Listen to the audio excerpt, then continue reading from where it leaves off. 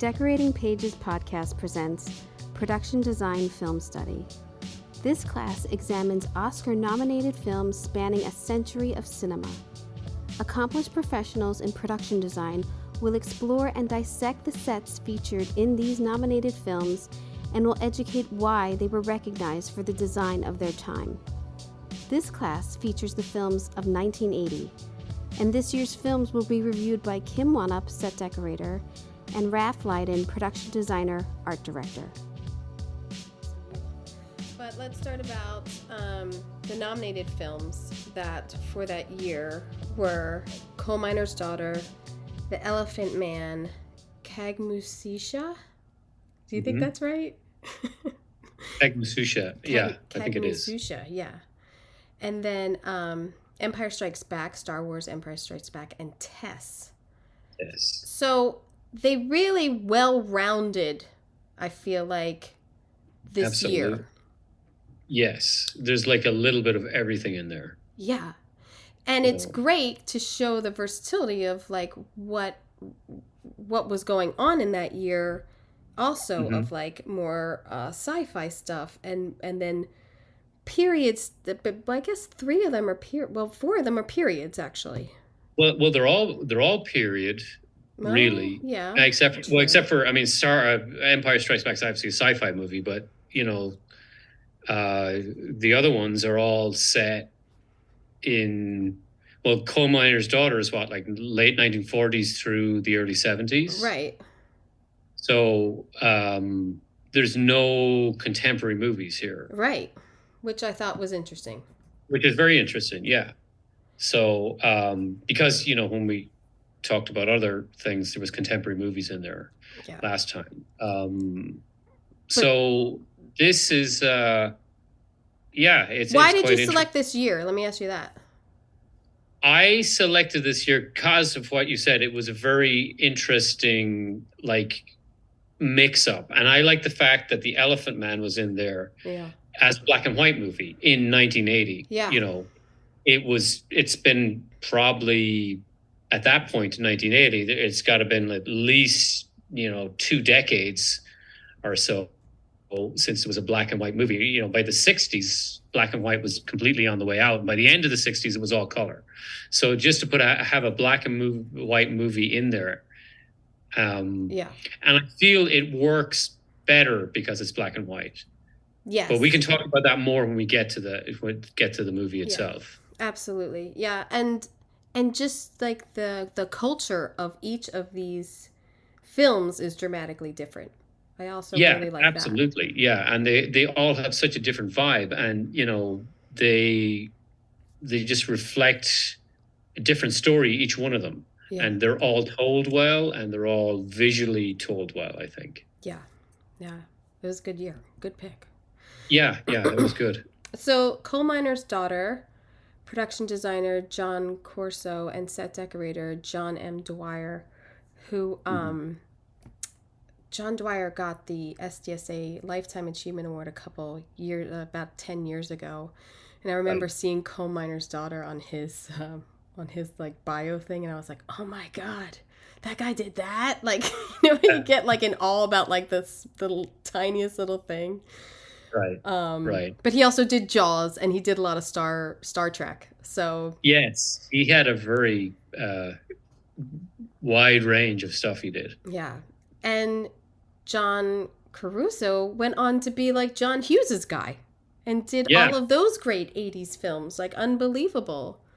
Yes. Yeah. It was absolutely. Do you want to talk about the plot first, or do you? I was gonna read the little. I have a little blurb if I could find it. Here it is. The fictionalized life of singer Loretta Lynn, a girl who rose from humble beginnings to becoming a country music star in the 60s and 70s.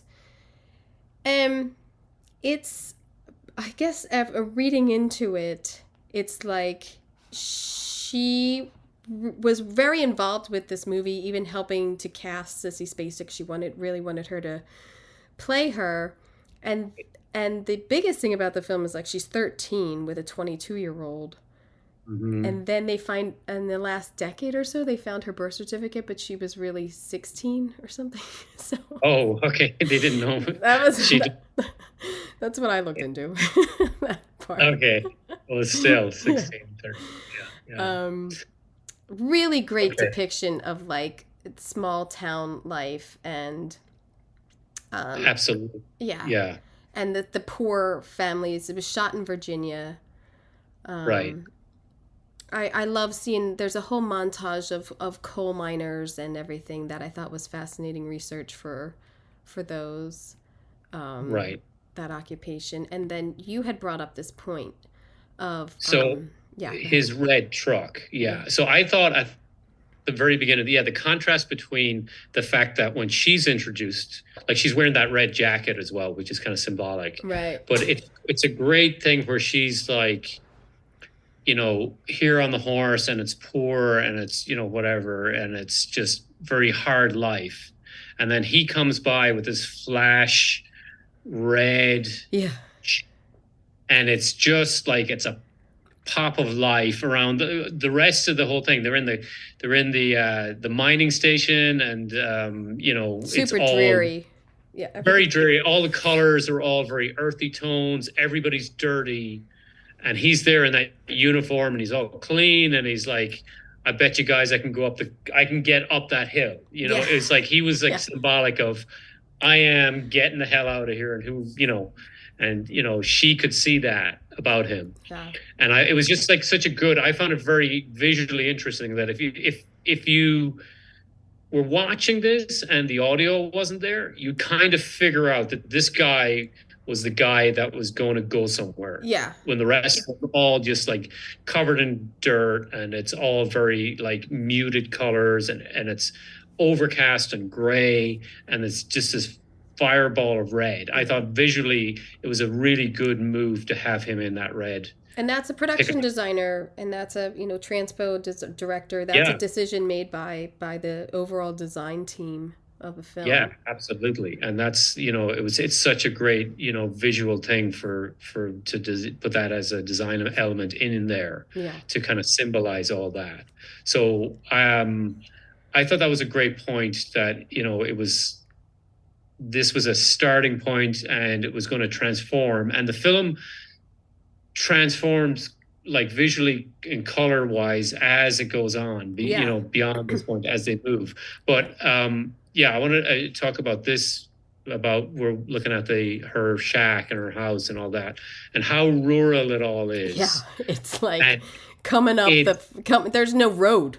There's no road to their no house. Road, and like they're digging coal out of the side of a hill, Yeah. And she's saying she's in love with this guy, to her father, and all that stuff. And it's just what I like about this is that as a design, there's so much great location design work in this movie. Yes. Like all these exterior shots, like all the cabins they built, and just the detail with like all the logs, and this interiors as well. Like, what's that bucket for hanging? Or like, look at the saws hanging. Like, there's a and like they still have lanterns hanging. Like they might not have electricity at some point, or exactly. And it's all they're going to an outhouse. It's just it's just like visually. It's this is an interesting time as well, because in the 1970s.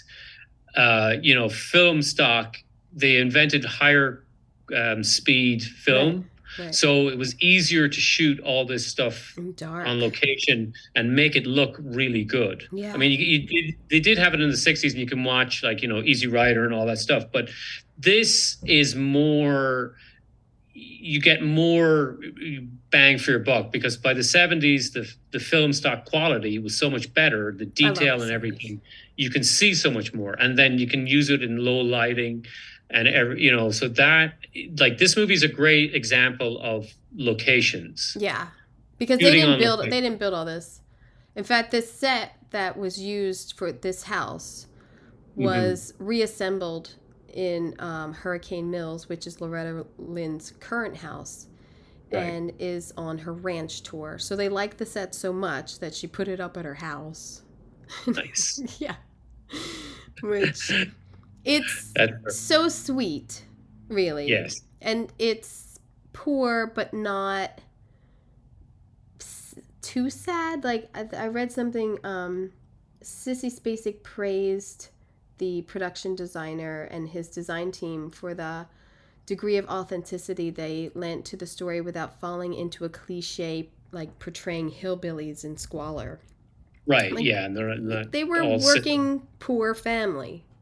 Yeah, absolutely. And I mean, like their house, if you look at it, it looks like, it's fallen apart and like the wallpaper's peeling and everything, but it's still their home and they have all this detail in there and it's dressed really well Yeah. to show the characters. And like that shot there we're looking at of her looking in the mirror, but you can see the ceiling is just crumbling above her. Yeah, well, it's newspapers. There's a thing I didn't really catch it, and then I read that they use newspapers as wallpaper. Which That's right. Yes, Loretta Lynn's family had really done, and so Right. it's wallpaper. And there's another scene. Oh, I made that bigger. Yeah, look at it. Like the wallpaper's peeling off. peeling There's off the crochet. But blanket. it's still got like it's still like a family home, but it's Yeah. all kind of like they're living it. It's really well lived in, and it looks like they've lived there for a long time, but someone else lived there a long time before Yeah. that. It's got a real feel that this house has been there a while, and it's they're in here now, and it's got a lot of character, and it's poor, but and it's falling apart, but they're making it their home. Yeah. It absolutely feels. And in dressing sometimes, like it's pulling back things like that hooks over there. It doesn't have anything on it, and that's fine, and that means something. And there's always this like control thing of like you put a picture there, or put something on there, or do this, and like you need more. Put 4 pictures there. I only want one. I only want one scarf, like, or I only So it's great. I love seeing blank walls and everything. But look at the newspaper and yeah, absolutely. Yeah, the newspaper is so prominent. The ceiling is falling apart, and it's a great amount of detail in their house. Yeah, absolutely. Yeah. And then as we move on, and even in these locations, like this looks like a location. Where she it's like a little town hall. Yeah, town hall, and again, it's kind of like it's got a kind of a mutity colored feel to it, but it's lived in as well, and there's character to it. There's a lot of character in the detail, all the stuff like with the kids. Art. Yeah, and all that. But it's a very basic, fallen apart building. Yeah. And it just feels like really well thought out. Yeah. And again, with the lighting, it looks like they lit it very kind of. There's a little bit of light, but it looks like they lit with like overhead practicals as well. Yeah. And, I should say most of the pictures on these presentations are me like screen capturing as I'm watching them. Okay, right. in some of the films that don't have as many shots online with sets in them, so right. There is a contrast. Like what it really is the bottom picture, which you're talking about, which is a very low light. Yeah. I don't, it's more realistic. It's more overall done and everything. It really lends to their little environment. Yeah, yeah. And then it's interesting because there's clearly, as they transition, it starts changing and the spaces get bigger. Yeah. But we'll talk about as we get there. But this is great. This was fantastic. They get married. They go to this is their wedding night suite. Yeah. How and why these walls are that green, and then this fantastic patterned curtains against it is so fantastic. And her in her little red jacket is like, it's incredible to me that green exists in this film. I know, and it's another kind of symbol of, I don't know, the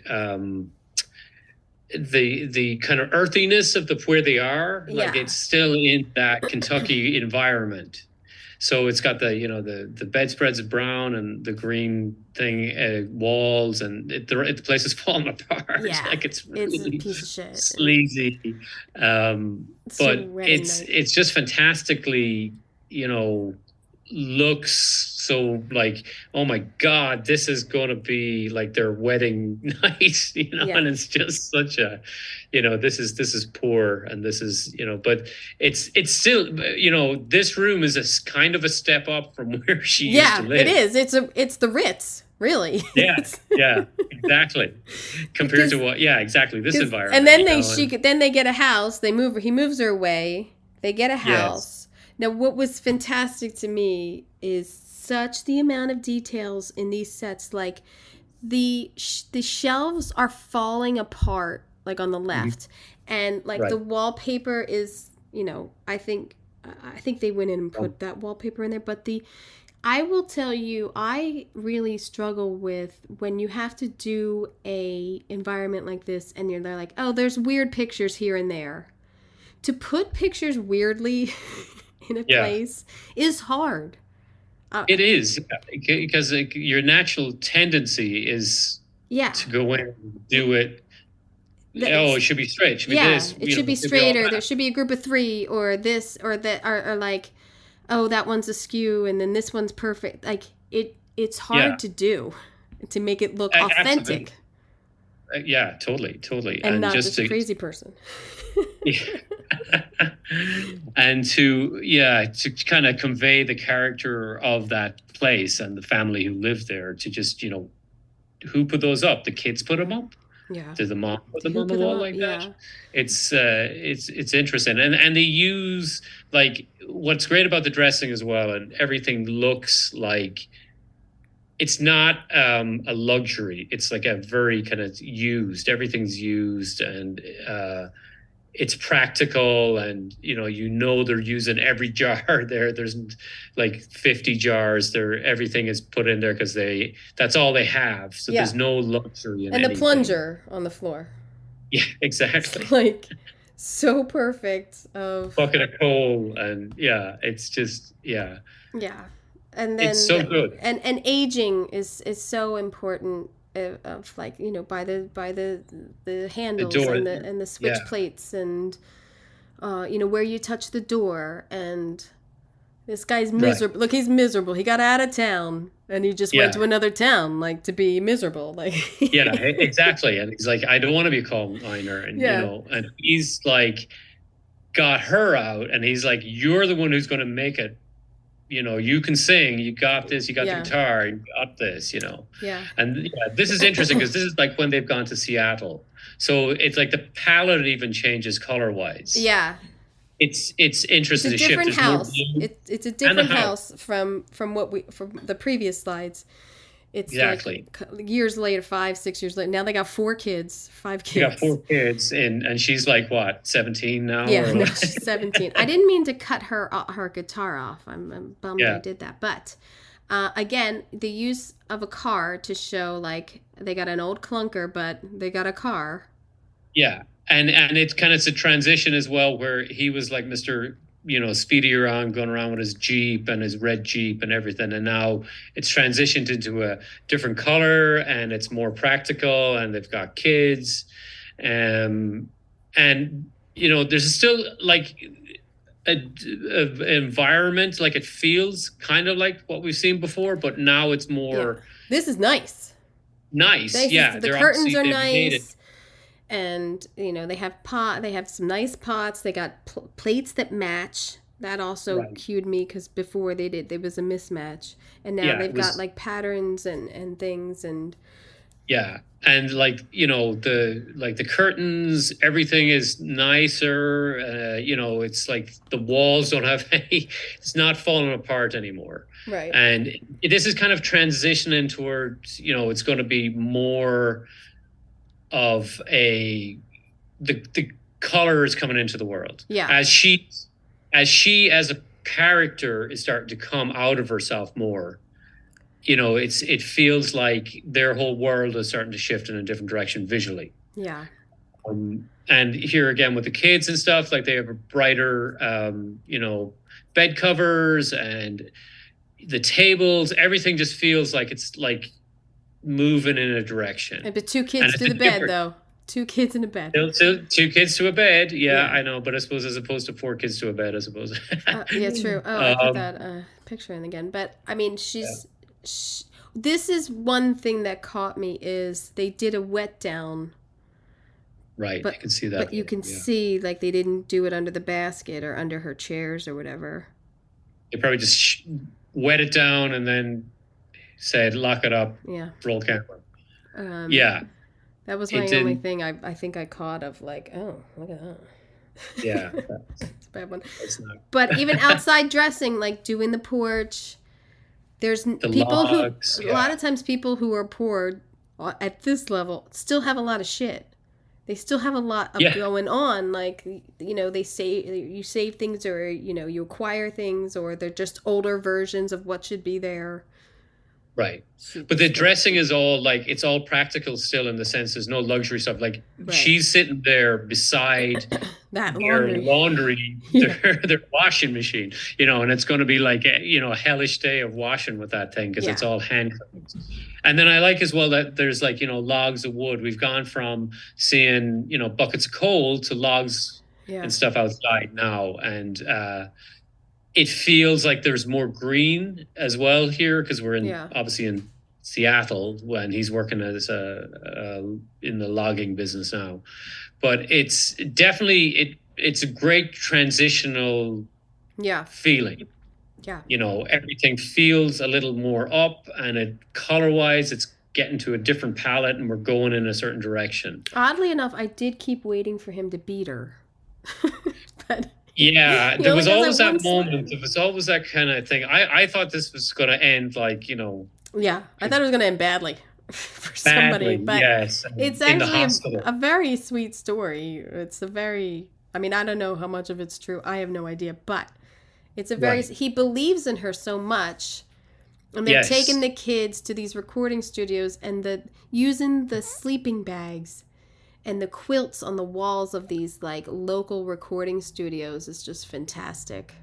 Absolutely, yeah. It's got such a good, you know, visual feel, and it tells a story, and it's practical. It's like, you know, this is not like a high end. This is not RCA. It's not Capitol Records. She's in a small little place, and it's kind of another transitional thing, and it's showing all these like elements where this place is just like a makeshift garage / studio that some guy or even like taking pictures.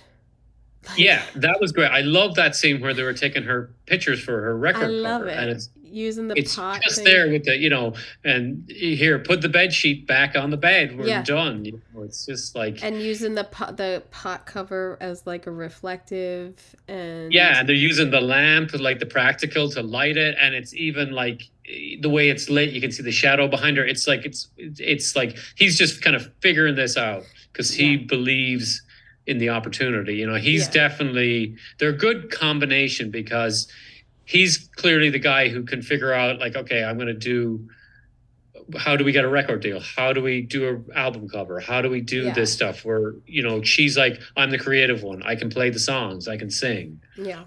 And she's ballsy. She's ballsy in it too. Absolutely. And it's interesting as well, like where in an earlier scene where she's like the first time she performs on stage and she's like got stage fright and all that, and they encourage her, and then she really comes out of herself. And by the time she's at the radio station, she's changed as a character as well. Yeah, she's very much like, wait, you haven't even opened up my record. You're telling me it was crap and no one wanted to listen to it. It's still in the envelope I mailed to you, you know, and then they put it on, you know, it was great. The little record stations were great too. I have to think that those were locations. Yeah, it did feel like, I don't know if I have that. A lot of this movie was location based. Yeah. But it's really great because they're dressed so well. So that's, I always feel like when I go into a location, it's like the set decorator's got to save us here. Yeah. Because it's all about the dressing. Like, I'm not building any walls. Yeah, the walls are perfect. We found a great location. Now we just have to dress in the characters and the story. Yeah, it has to be conveyed through the dressing 100% for this location. And I love this car dressing. I love her. Like, they're living in the car. They're going to radio stations. Her dress that she wears to like every little interview, just hanging which there. she has on in the album cover. You know, it's so great. Yeah, and it's interesting as well. Like it's, you know, her clothes are changing as well. Obviously, you know, she's getting more pops of red. She had the red coat at the beginning, but it's funny because he's like getting less of the red, and her visual look is getting more red elements and stuff, you know, as well. I felt it was kind of like, as they were on the road and everything, it seemed like her color palette was moving more into brighter colors, and his was kind of like shifting. Yeah. You know, when they started off, it was kind of like he's got his red Jeep and I'm going to get us out of here and all that. And now that she's the star, he at one point when he had to work more and his dreams are crushed, whatever, you know, she's now the star, and he's kind of like, okay, I get it. I'm the guy who's behind the star kind of thing. Which I found incredibly a great plot point, in a sense of like, oh, he's not just going to turn into like this alcoholic asshole.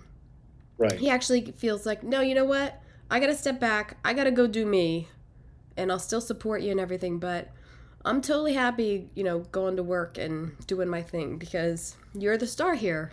And he was, you know, he was getting jealous. And because I was assuming it was going to go that way with the movie as well. I hadn't seen this movie in a long time, so I'd forgotten how it had gone.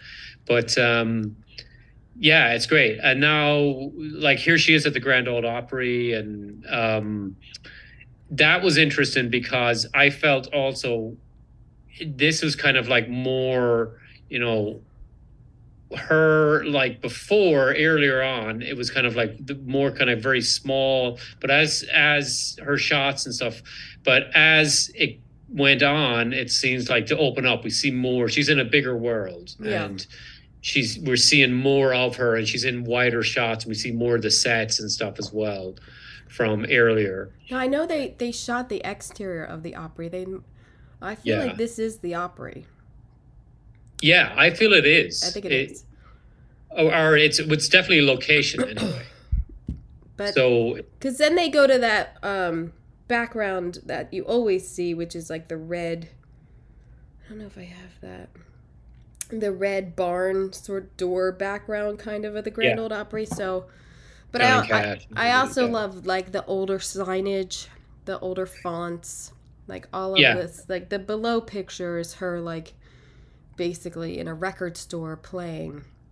Right. Which is fantastic. A little record store also. Absolutely, yeah. And like those signs are all like, you know, they look like they're hand painted as well. And it's very, you know, this is probably the 50s, late 50s, early 60s at this point in the storyline. Yeah, I think so. And, you know, the signage looks great. It's very well thought out. It looks like the stuff from that time period. Yeah. And, it's you know, it's simple dressing as well, but it's very effective. Yeah. And everything works really well visually, I feel. Now, the Patsy Cline, she really gets the color and like... Yes. It's not opulent. It's just pieces that are so effective. Your eye goes to them. Because this is basically a white room. It's not wallpapered. It's not a big round room or whatever. Like when I think of Patsy Cline, I think of Sweet Dreams. And I've seen that movie probably like 20 times. And I felt this is a very poor version of Patsy Cline. But they did try to give her like the pink back there and the red glass and then the yellow glass lamps and just to show the frilliness that that she had in her life and maybe that Loretta, you know, could get into eventually, which she does. Kind of with the clothing. Which she does after Patsy dies as well. Yeah. And, sorry if Anybody watching or listening. Plot point. Yeah. Spoiler. Patsy Cline dies in like 1959. Uh, yeah, exactly. But yeah, this is great because this is like the transition as well, and she's going to transition into a different color palette as well, her world. Yeah. So it's a clear influence, and all the Patsy Cline stuff, and she's the even her, I think her hospital room, there's like tons of flowers in it as well. Yeah. It's like a very muted green, I think, hospital room that they put her in when you first see Patsy. But yeah. And I think too, like you're calling it like the red pillows is another sense, because then they start showing like Loretta like picking up speed and getting popular, and then the dresses and the hair all change, and the stage design is, it's her own show now. Yeah, and this is probably early 70s, late 60s, early 70s at this point. Yeah. And yeah, it's definitely, like completely different from the start of the movie at this point. It's, I feel what I always find like a good thing about if you can watch a good visual, a good design thing in a film is if you have no audio and or you can't speak the language, and you just watch this movie from start to finish, and you can just visually see what's happening to these people. And their colors and their, the design and the authenticity of the costumes for the time period and all that. You can tell there's a transition in time from the 40s to the 70s. Yeah. It's all done so well. It's always, if you turn off your audio and just this, and you're like, I can still kind of know what's happening just visually. Well, you're in the 70s in this room. Oh, absolutely. I mean, this is like unbelievable. So this is like their house once they get rich. This is their bedroom. Yes. And that is that like a silk or like a satin wallpaper? You know how they used to have that like. It feels like it's maybe like a silk or it's so like. It is of that time period. If you go to Graceland, have you been to Graceland? No, but I've seen Elvis. Okay. Yeah. So I mean, when you go to Graceland, like, and it's a time capsule, and when I looked at this, I thought of like I just had remembered when I went to Graceland like several years ago, and it's got that. There's kind of that opulent, kind of like over the top, slightly gaudiness of the early 70s, and it's it's dressed by. It's a musician has said, I want this wallpaper, or I want this. An entertainer has, and this reflects that this is like, her, what she wanted in the room, or, she's obviously. Those pink dolls, like that's on top of the shelf in the bathroom, and then on top of the fireplace, and then on the bottom of the fire, like the dolls around are so creepy. I know. I don't get, but I know it was like a 70s thing. I actually think that they're like toilet paper holders or something, to be quite honest. I remember and that. It's very, like, it feels like that. There's always like a lot of like little characters or little like knights or something holding a... Yeah. But there, I put an insert because there's another scene of him in the bathroom, and those towels are so fantastic. They're so fantastic. I love it. It's amazing. Fantastic. The detail is great. It's just, and the whole thing, like the swishes in the fabric and above their bed and everything, it's just like royalty compared to like where she was in the room with the newspaper on the walls when she was a kid or a teenager at the very start of the movie. It's just like such a great transition. And then this, I don't know. I mean, I know that door is like glossy. Right. It's glossy. I know the reflection of that is like my wall with pictures on it, but that door is like glossy into like their little family room. It's so weird. Like, I don't know what these. I'm like, was that a thing? Like this glossy door?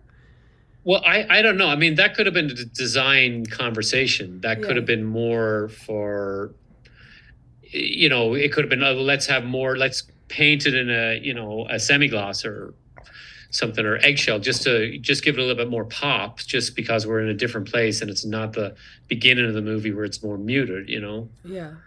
And then that could be, and it give them more life, because they're obviously like they're they're lighting a lot of this naturally, but there's probably overhead lights on this one. But there is practicals as well. But it does feel like, it warms up everything. I think with the glossiness a little bit. Well, the drapery is great. Those pictures, because those are old string pictures, like that carriage. I think it's all string, and then the kids on the ground, and then there's some, they've been coloring, and a fabulous amount of detail. And the red carpet, red.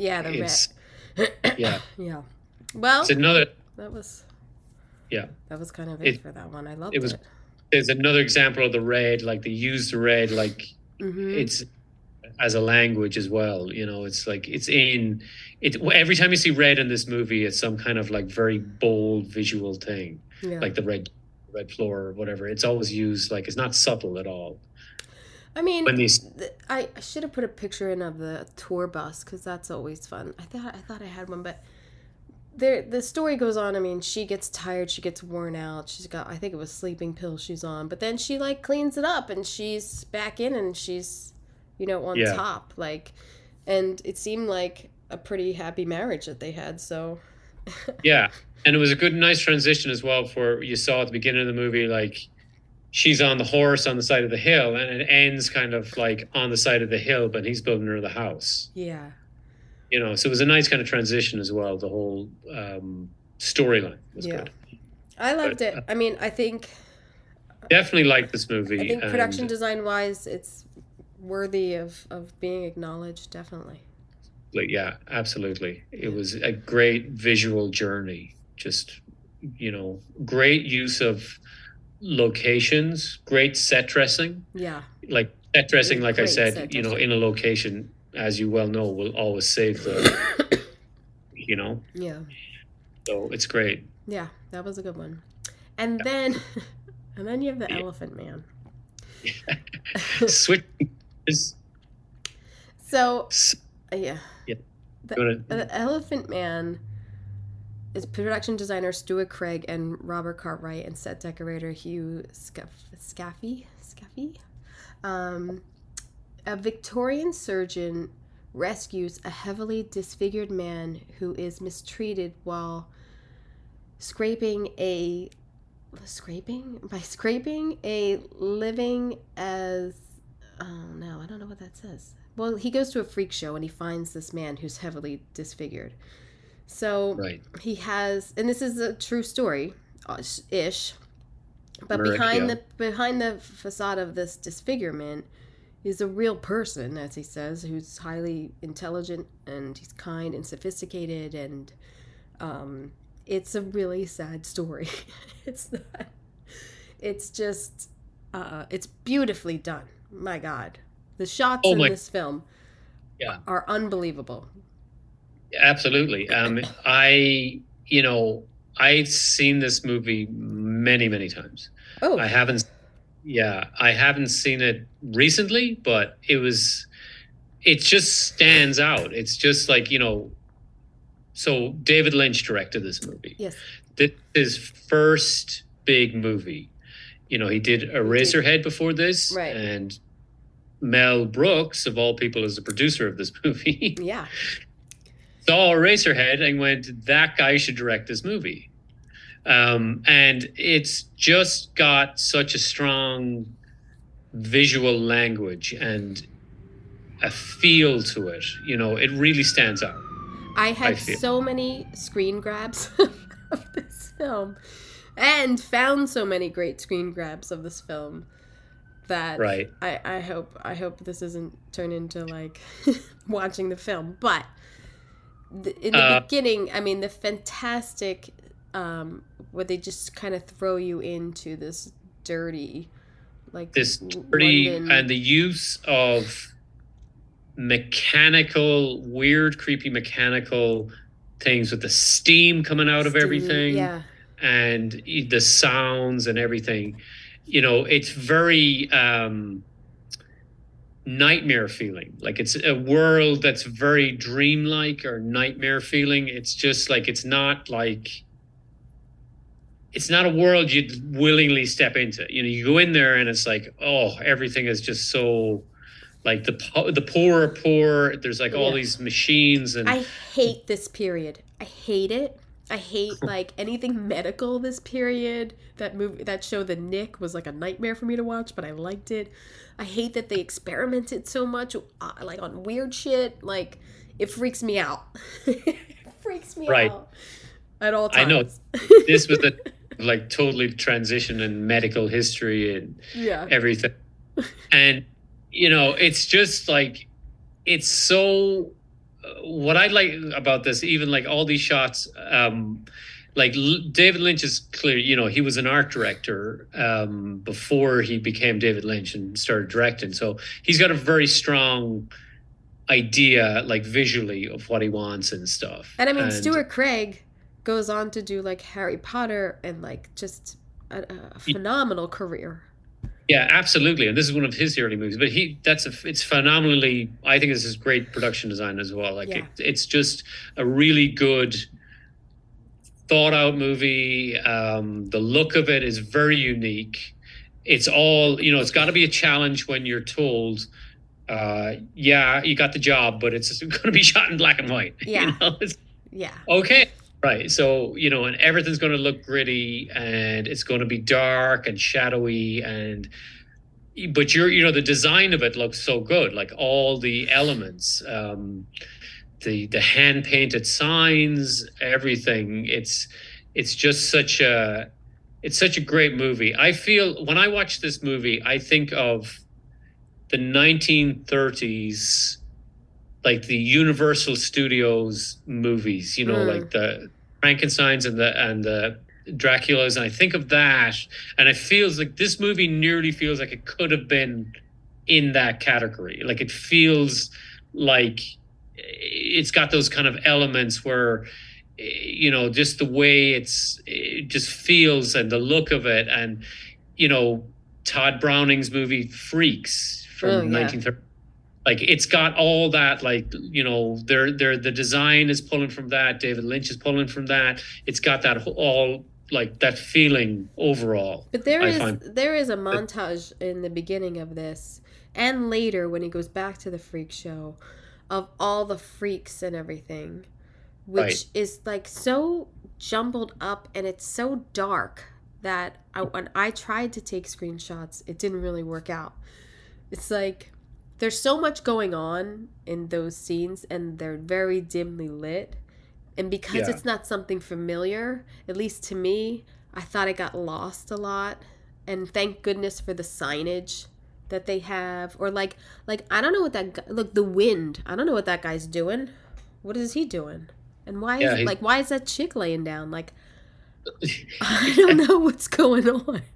What's their little freak thing? It's obvious, you know, pulling from something of that time period.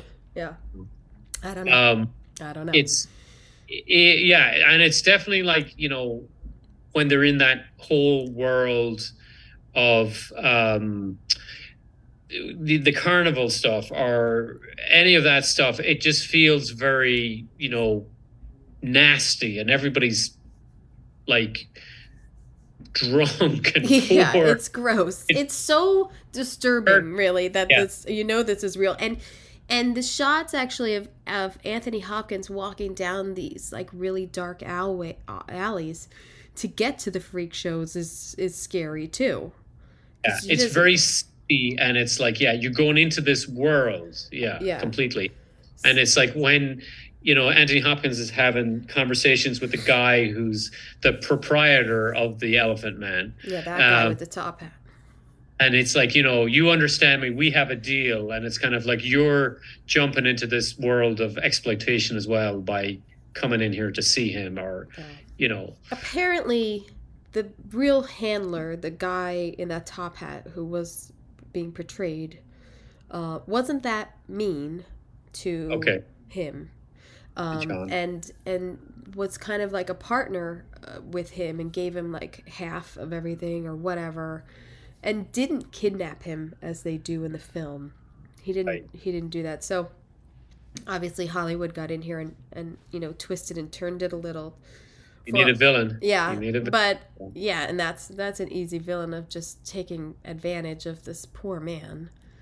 Absolutely, yeah. So, And it's interesting because the whole storyline is like, he does go then to a better life, but he's still kind of taken advantage of. But yeah. This is great because this, like, the contrast, in all these shots. Here we are at the hospital. Like, that floor is fantastic. That floor is fantastic. I know it's blue because I took it. It's a screenshot, but it's fantastic. The pattern of that is, and that they took that shot of bringing him in. They did that shot, like looking down of him, and it looks like, to me, they built that desk. It's just that small. Yeah, that desk should not be that close to the stairs. It's weird. Yeah, it's either someone messed up or it was a brilliant stroke of genius. That it's like, got that kind of tiny little. It was also like, all the wards are upstairs, go upstairs, but they take him to the back. Yeah, they take him to the back entrance. And this is just so great. It's simple looking, but it's effective because it's a black and white palette, and I like, just getting on the subject of black and white, just going slightly on a tandem. I interviewed production designer Bill Bonnard several years ago, and he did the Ed Sullivan Show. Oh, wow. And talked about, back in those days, it was all black and white. So you had to design to black and white, and your color palette had to reflect that. So again, this is good because it's not something that you got to really think about when you're designing for black and white. Yeah. Like, how they're going to look on a wall when the film is processed, and, you're looking at it in color.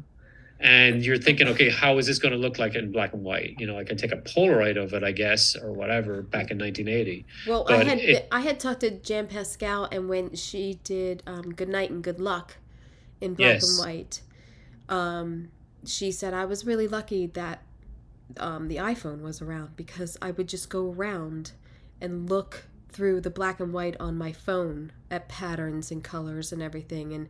And they made us up a like a swatch board of the wall colors and everything, so I could try to test it on my own when I was out shopping. But they didn't have that in 80, No, I'm just thinking, someone's going around with a Polaroid camera taking shots. Yeah. And seeing how it looks. And I love the simplicity of this. I love showing, like, everyone was in one room. It's like the intensive care unit today. It's not this anymore. And the gas lights, I mean, oh my God. Gas lights, yeah. And that feels like it's, it gives a kind of, like when they light the gas lights and they turn them off, and it's all that kind of industrial thing. And, when Anthony Hopkins is talking about, he's doing like surgery on some guy who's had like some horrific accident. And it's like, these infernal machines and stuff. And then there's all those great shots of the machines working and the steam and all that. Do you think this is a location? Because they're only in here these two times. Like, the Alpha Man isn't in it. It's like, just looking at the architecture on the walls and everything, it just does feel like they dressed. I think that's a location, right? And then when he's teaching, I think is a location. His little where he's giving a speech, that room feels like a location. But I mean, this looks like this is great here, like just the whole light and shadow, and like how, like, the set dressing, all these blank walls basically with your gas lights and stuff on them, and then the detail of the dressing on the tables and everything is just so nice, and so it's dense, but it's not overdone. Not overdone, and it's kind of like his character in that sense. Yeah, he's very controlled, and it's like, Anthony Hopkins plays him like, he sheds a tear, or he gets angry, and he plays it very kind of quiet. Yeah, here's the scene where they were doing the surgery on the guy. It freaks me out. It totally freaks me out. I hate it. One guy's got the rope holding them. I know. I don't even know what's going on.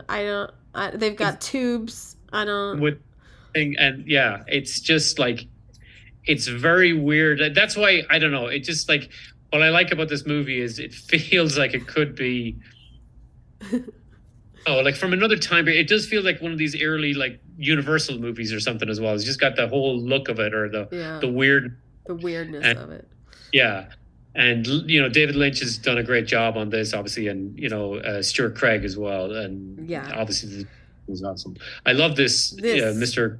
Khan's room. As soon as Gielgud comes on, I'm full attention because I love his voice. I love his voice. He's one of my favorites. Yeah, but his office is fantastic too, and I wonder if this was a build or if this was a location. I don't know, but. It's certainly dressed to his character. It feels like a lot of the hospital stuff is location stuff. I feel like the elephant's room, those are builds, and that staircase, but maybe the elevator? Like the elevator, I don't know. I love the tile. The tile is great. The expanded metal mesh, like wiring on the door going into the isolation area, it all feels great. And what's great about this, with being black and white as well, is there's a great contrast to give depth because of the fact that your wainscot and the tile and all that is all like very dark, and then the walls are very light, and it gives you a feeling of depth because of that. And the dado line, I was going to talk about the dado line that they run whole hospital. The fact that the dark and the light, the contrast, if those walls were not painted like that, it would be so flat and so dead. You have to contrast the either dark on top or light on top or something that just helps break up the walls so much against people, against characters, against dressing. Absolutely. And even in this scene with they have all the like the curtains going around the bed are all very dark against the white walls. It really, it's a good breakup. So there's a great use of breakup of light and dark in this. They don't have it in there. See, they don't have it in there, but that room's pretty tiny. But even his office, they have it. It's got that breakup as well, and he's got all that great stuff on the walls, all those paintings and stuff. And I was going to talk about that as well. I like all the little photos, the framed photos in his room. And in particular throughout, like when he goes to Anthony Hopkins's. I have all that. You got that later, or I have that later. I just want to say, look how high up the gas light is in Elephant Man's, attic room here. I feel like that's unsafe. I feel like that should have come down a little or something. I don't know. And I like the way it's kind of like they have the window down so low. It's so clearly. Great. Yeah, and the angles and everything in this little room is like so well. It's like you're in an attic, like you're in this tiny little space. It's really well designed. That it's compact and it shows the angles, and it's a very basic room, but the shape of it makes it tells the story of where you are, because if this was just like 4 straight walls or whatever, it's like, okay, well, where is he? And this feels like, he's up in the attic. He's definitely the like window on the bottom is a tell. Sure, yeah, but he has a sink. Well, I don't know if he doesn't have running water. No, he's got a pitcher, but he's got a basin over there. A basin, and again, it's a good use of contrast. All that dark wood furniture against the wall. The black and whiteness, just so it doesn't, there's a good contrast, and it's great. Like even his character there, he's got that black glove on with the white. It's great visually. It all looks so good. This had to have been a location because they were only there for like one scene, but I found it impactful to show that what the rest of the world looked like. Because really, we're in Elephant Man's world, and then we're in the hospital, and we do Anthony Hopkins' house. But this is the board of the hospital, and they're talking about, should we let him stay, should we not? And I just found it really nice, the perspective and this big long room and the table. And Absolutely, yeah. It just feels there's a sense of authority about it. There's a sense of like it's a big space. You can tell it's got high ceilings. Just the shape and feel of this room and what they're doing in there. It's like it's a very everything else is kind of small or gritty or whatever, and all the scenes. And this room is like probably one of the biggest rooms we see in the entire movie, and it's got a sense of authority, or this is like judgments coming down here. Or, it just feels. They got quills. Good. They got quills. They got and little plates for their pipes. Yes, and and then like all the detail, like it's kind of hard to see everything because it's so dark. But like back there you got that bust, the bust, big fireplace. I'm assuming, and yeah. And there's like this is a room. This room says this is a place where stuff gets decided. Yeah, and it's very, it also speaks of like, intellectual kind of quality of like we're deciding the world, and there's the other world where all these people agree to the steam, and we're in a different world completely. They give him another room after that scene. They decide, okay, he can stay, so then they give him another room with like a brick, kind of like a brick wall view, but on an alley or something. I don't know. Yeah. And I mean, this is, just even to talk about this, it's clear, like looking at this, like where they have a little bump out beside his bed. Like it's, right. Clearly designed that they're going to pull that wall so they can get a shot of him sitting on the bed, sleeping or whatever across the room. There's like, you can see all these little things. It's, well designed, thought out little space, because it is quite small when you're looking at it. It's got 3 doors going into it, but it's got the back door, it's got the door that comes down the little steps, and then there's another door that leads to outside, and it's kind of why would this tiny room Crew have 3 access? That's why. Access, exactly. Yeah, it's kind of also it's like in the storyline, what is this room? It's some kind of like transitional room or something. Yes, because there's a caretaker at night who pays people to come and look at him as a freak show, like through the window, like almost like he never left the freak show. Very visually hard to watch, but he's like walking outside of the guy's window, so he's not on the ground. I guess he's on the ground floor, or I can never understand it. Yeah, he's in a place that's like the back area of the hospital or something. It's like there's an alleyway that leads to it, and there's go past coal bunkers, all that stuff. So he's given his own little room, but it's it's his little space, but it's not like like a really opulent place they gave him, but still he nice. Makes it nice. Like he's there for a while. Look, he's got different painting. He's got all the picture frames up. He's got more books. He's working on that model. He's got curtains now. He's got the model. He's building the model, and the model's symbolic as he's coming out of himself. He didn't speak at the beginning, and he speaks, and now he's being creative, and he's building this model, and there's he's making it props.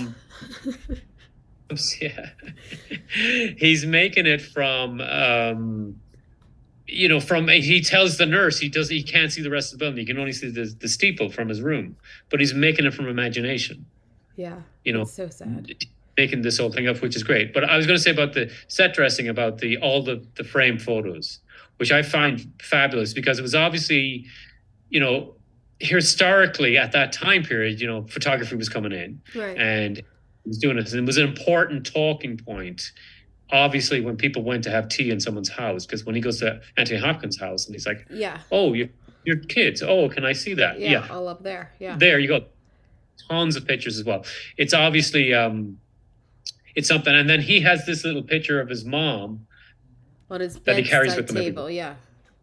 And that was like, that's kind of his connection to humanity that keeps him there.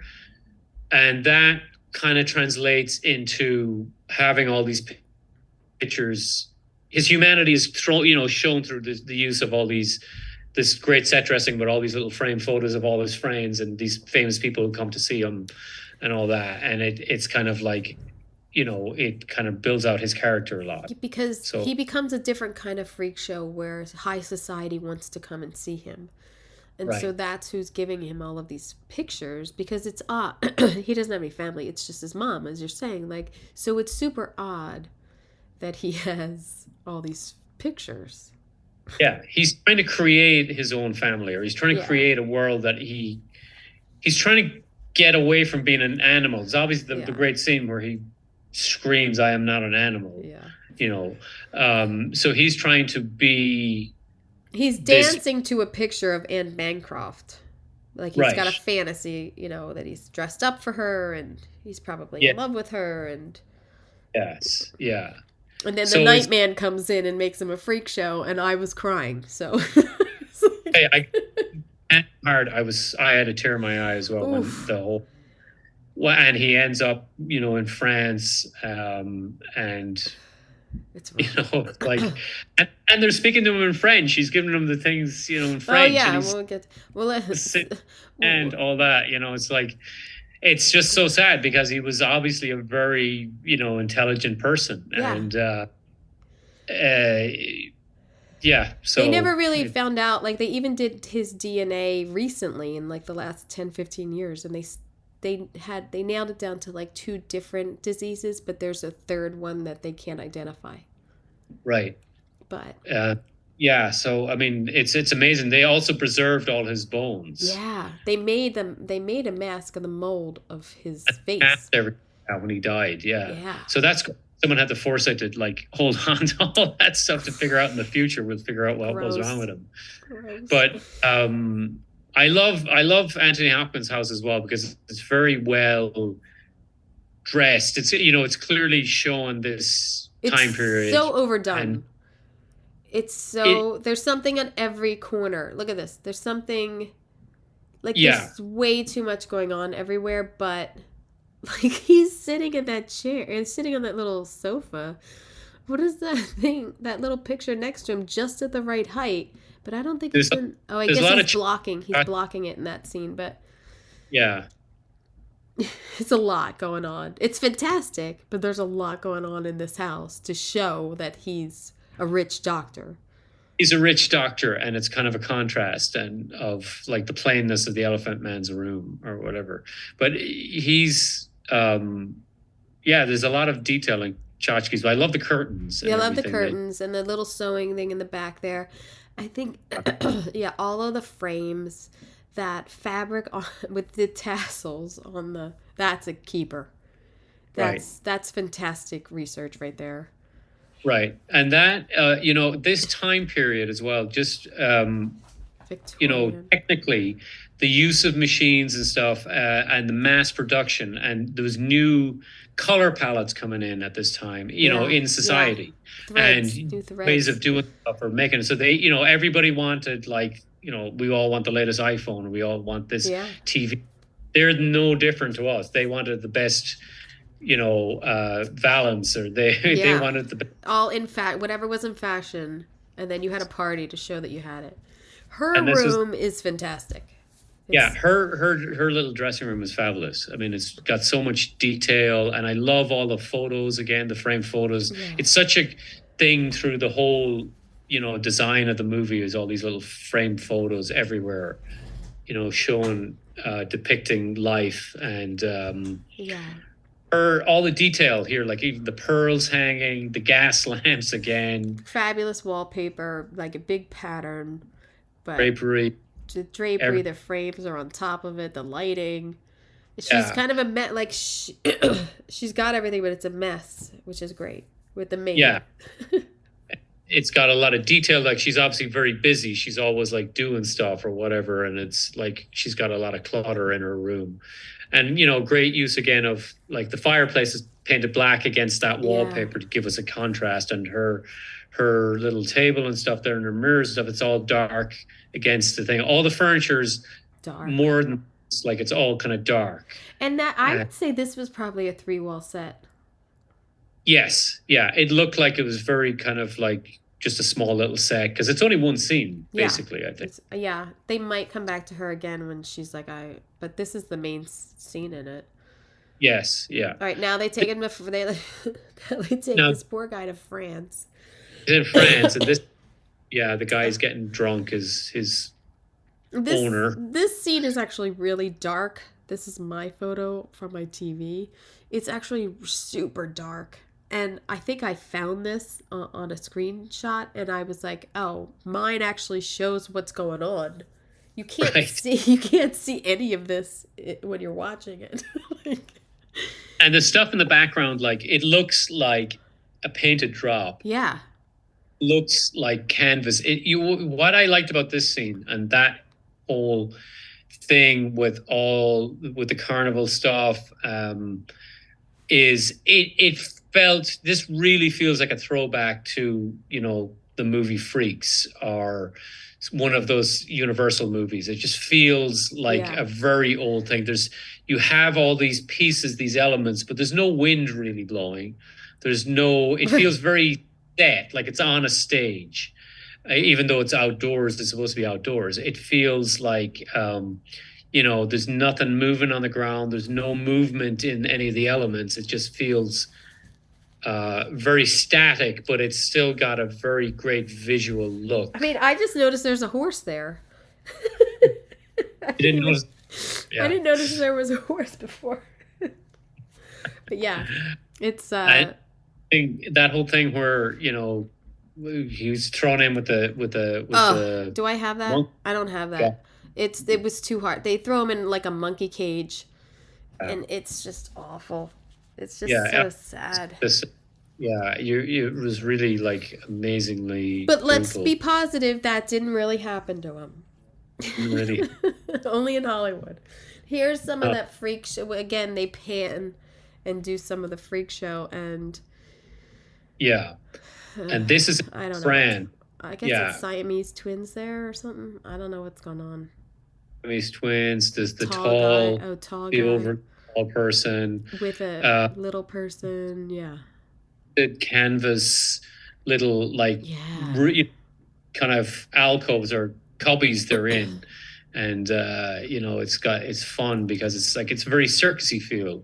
Well, this is equivalent to when you get the set and they're like, okay, so they're at a carnival and there's like 30 booths, and you struggle to be like, okay, well, what's in every booth, and how are we, gonna say, oh yeah, they're just doing a walk and talk. You're like, what? Creative. Okay, cool. So it doesn't matter what I throw in these booths, really, but we're going to make them look fantastic. We're thinking about pulling this up to Thursday. Yeah. It's Tuesday. You think that's cool, right? There's a storm coming. That's positive for COVID, and we're going to, Yeah. Oh, yeah, sure. Yeah, that's no problem. Let's just stay up all night. We can do it. Well, I always say no first, and then I go, oh, yeah, we can do it. But... yeah, it's a quick pan of like at least 4 or 5 booths, like the one in the beginning. So I know a lot of work was put into them. But now look, so they get him, he rescues himself, really. He gets back to London, gets back to the hospital. They take him to a play, which I was fascinated with. I was like, oh my God, look how... I wonder if this was a real play that they just went and shot. Did they design all this? It's beautiful. I mean, this is great. This is, Stuart Craig is doing a great. Oh, man. It's all very authentic because of that. I mean, if you watch those early movies, silent movies of the Malay brothers and stuff, Journey to the Moon or Trip to the Moon. Yeah. It's all like painted theatrical sets like this. And this is probably, I think this was set in this 1880s, early 90s. And, it's got that whole theatrical hand-painted set stuff. Everything's... But the perspective... Yeah, this perspective, it's all two-dimensional, but they build it up and with all the tree stuff to make it three-dimensional. And, that type of stuff is very early silent movie stuff. But this is clearly, well thought out little set as well for the performance here. We don't see we see a lot of like close ups and stuff. Yeah. Uh, I did not remember this scene at all.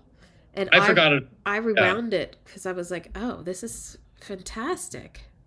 Yeah, it was really well kind of put together, and like all the painted stuff, hand painted. It's all very cool. It's very authentic to that time period. If you went to the theater in 1880s, this is the type of stuff you would see, and it's all like looks like it's all movable. They're moving the stuff in, and it's a great piece of design work that it's all put together so well. But it is like, oh, then they goes to a theater and they're putting on this play, and then it's two sentences in a script, but it's a lot of work, and it's fantastically done. It's fantastically done, and it's like it's only a montage basically, and it's so well done, and it conveys like a different vibe, because we have all these like nightmare elements of the visual look of all these machines and the steam and the sounds and all this stuff, and this is more like a dream sequence where he's now sitting with upper crust booth, and Anthony Hopkins is like, it's funny when you see Anthony Hopkins behind him, he's just like, dude, look, this guy's life has changed so much, and it's like, it's just amazing how and it's great, because this is kind of like nearly like it feels like a dream to him. He's never been to the theater before, the opera, and he's about it and everything, and it's great. This should have been earlier, but he's on a ship to get back to London. But fantastic. I believe they shot that on a ship. I don't think that was a set. No, I don't think this was a set. No. This feels like it was on location, but it's great. I was going to talk about his costume for a second. It's such a contrast. Iconic. The dark and the light, again, contrasts everything. Great when he's walking by walls, when he's walking on any location in it. He stands out in it, and it's so. It just feels so good. It looks so amazingly good and authentic. Like one little eye. And the stitching around it and everything. They do a close-up at one point of the stitching around that little eye hole, which is sad. And then I had a thought when he's running, when that mob is like chasing him, and the hat never falls off. Like, right. Wow, he must have a hat pin or something, because his little hat doesn't fall off. But it's so simple, but it's so dramatic. Yes. And he's just going with the one good hand, and he's it's very, very dramatic. It's such a great movie. It's I think this is this ending scene, and he's going back to bed, and that's it. That's it. And it's just great. Like he's achieved everything, and they they say, oh, he's dying, and he's like, it's nearly the first time in the movie that he's made his own choice, because everyone's making choices for him the entire time. He's captivated, or he's in the hospital or whatever. But now he decides to die. He decides it's his own choice. He's finished everything he wanted. And it's great. It just visually, like, nobody says that, but through the use of great set dressing, where we have that photo on the wall of the little child sleeping. Yeah. I don't know if you shot of that. I don't have that, no. But that shows you know what he's going to do. He's going to... The little boy's laying down flat, and he makes a comment earlier in the film, like, I wish I could lay down flat to sleep, but they have like 6-8 pillows on his bed every night for him so he can sit upright, because I'm assuming he would have fluid in his lungs, and that's how they were like, you can't lay down. And even when he's in the cage, or when the guy beats him, he's sitting up straight, sleeping and everything. So he's never really laid down to sleep. And so the ending is, it's funny too, because there's so many pillows on his bed that I know. It's like, and it's not like a huge bed. And he takes the pillows off, and you think, that bed is so small. Like, how is he even going to lay down in it? Because it looked like almost like a child bed because he was sitting up in it. And I was like, how is he going to lay down that now? But they sort of push into his face of him laying completely down to go to sleep. And then that's the end. And the other thing that is incredible in this movie is the music. And music is fabulous. Music is fantastic. And in the beginning of the film, there's this sequence, like a celestial of his mother and everything. He's thinking of his mom. And so when at the end, when we're supposing that he's going to die, again, there's this sequence of him and his mom, and it's like the stars and her face. And it's that song from Platoon. And to me... A Requiem, what is it? I think it's Lynch used Samuel Barber's Adigo for strings. Okay. And to me, I hear that song and I just think Platoon. And now I think of Elephant Man, but it's beautiful. It's funny because Platoon was another, like 6-7 years before it was made. Like this, because I think it was like 86 or 87. Yeah. Right. Yeah. And this is obviously used it first, and maybe Oliver Stone was like, oh, dude, I got to use that music. Well, there's, it said, composer John Morris of the film argued against using the music, stating that this piece is going to be used over and over and over again in the future. And every time it's used in a film, it's going to diminish the effect of this scene. So, and that to me is like, wow, I heard it, and all I could think of is Willem Dafoe. Yeah, dying. Yeah, dying. I know. So it's a movie magic to me of how music or a lighting piece can stick in your head and influence you and bring thoughts back of like, and crying at Platoon and then crying because the Elephant Man's dying. So it's like invoking those emotions with the music in two completely different circumstances. It was fantastic. Absolutely, yeah. It really was. Still great movie. Yeah. I actually I think this should have been runner-up. If we're going to give a second place award, I think it should have been runner-up. Okay. But I actually don't think Tess should have won, so... I was going to I thought we talk about that at the end. But we'll get to it. So the next one is completely different from anything we're seeing. Absolutely. This is completely shift again. This is what I love this year because the movies are all so much different. So production designed by Yoshiro Makai. A petty theft with an utter resemblance to a samurai warlord is hired as the lord's double. When the warlord later dies, the thief is forced to take up arms in his place. So there's so many comedies in the world of like Prince and the Pauper, or you know what I mean? There's so many things of like, I was thinking like Moon over Parador or something like taking the place of the king. And this was Dave, the movie. Dave. And I know. This is completely not that. No. This is completely not that. And I would have to, and it was all, not dubbed. We have to read it all. Subtitled, yeah. I found it very hard to get through this movie. I have to be honest. The thing about this movie I found was there's a lot of incredibly long scenes. Yeah. Nothing happens. There's no camera movement. There's, scenes where they're just talking or whatever, like at the start. And my thoughts were, particularly in the castle stuff, or the Emperor's Castle. Right. It's very stark, and it nearly feels like a theater set. It feels very minimal. It feels staged purposely, obviously. Yeah. It feels like the way they talk about stuff, and it's interesting because, the production designer, I failed to look at the credits on this, but he was also a costume designer as well as a production designer. Oh, wait. So I don't know if he did the costumes in this movie. Oh, Oh, I went to the wrong thing. Um, I don't know. I'll look it up.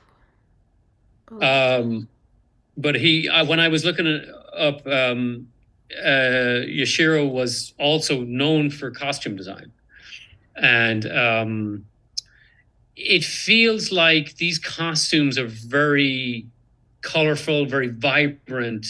Yeah. And the sets are kind of very minimal. Very simple. Very basic, nothing hanging on the walls, or very little on the walls. It feels like there's there's no personal character to them. You know what I mean? They feel very like not lived in spaces, but it's like it's clearly done like that to convey a message. And it's like the characters and their costumes kind of are more kind of like movement than the thing. And also, this is a color movie. So this is a Kurosawa movie near the end of his career. Most of his stuff, like Seven Samurais, they're a lot of his movies were black and white. And this is like, he's near the end of his career, and he's, the use of color, I think, in this as a visual language is like a story point. Yeah. Like stuff like the sunsets, the colors of the costumes, with the flags when they're all on the battlefields with the flags, and it's just like a big use of color. Like he uses color as a character, I feel, in this story. Shots are very static, a lot of them. Yeah. But they keep it wide a lot. Keep a lot of wide shots, not many close-ups. And that's what also lends to that kind of theatrical feel, I think. It doesn't say that. Oh, it does. It has a couple credits as a costume designer, but predominantly a production designer. But I'm sure the input of the designer in the film for costumes is always, Right. Yeah, and it just seems like, the costumes are very, like, I wouldn't say they're the set dressing, but like when you look at these walls, like there's nothing. There's not a lot. This was cool.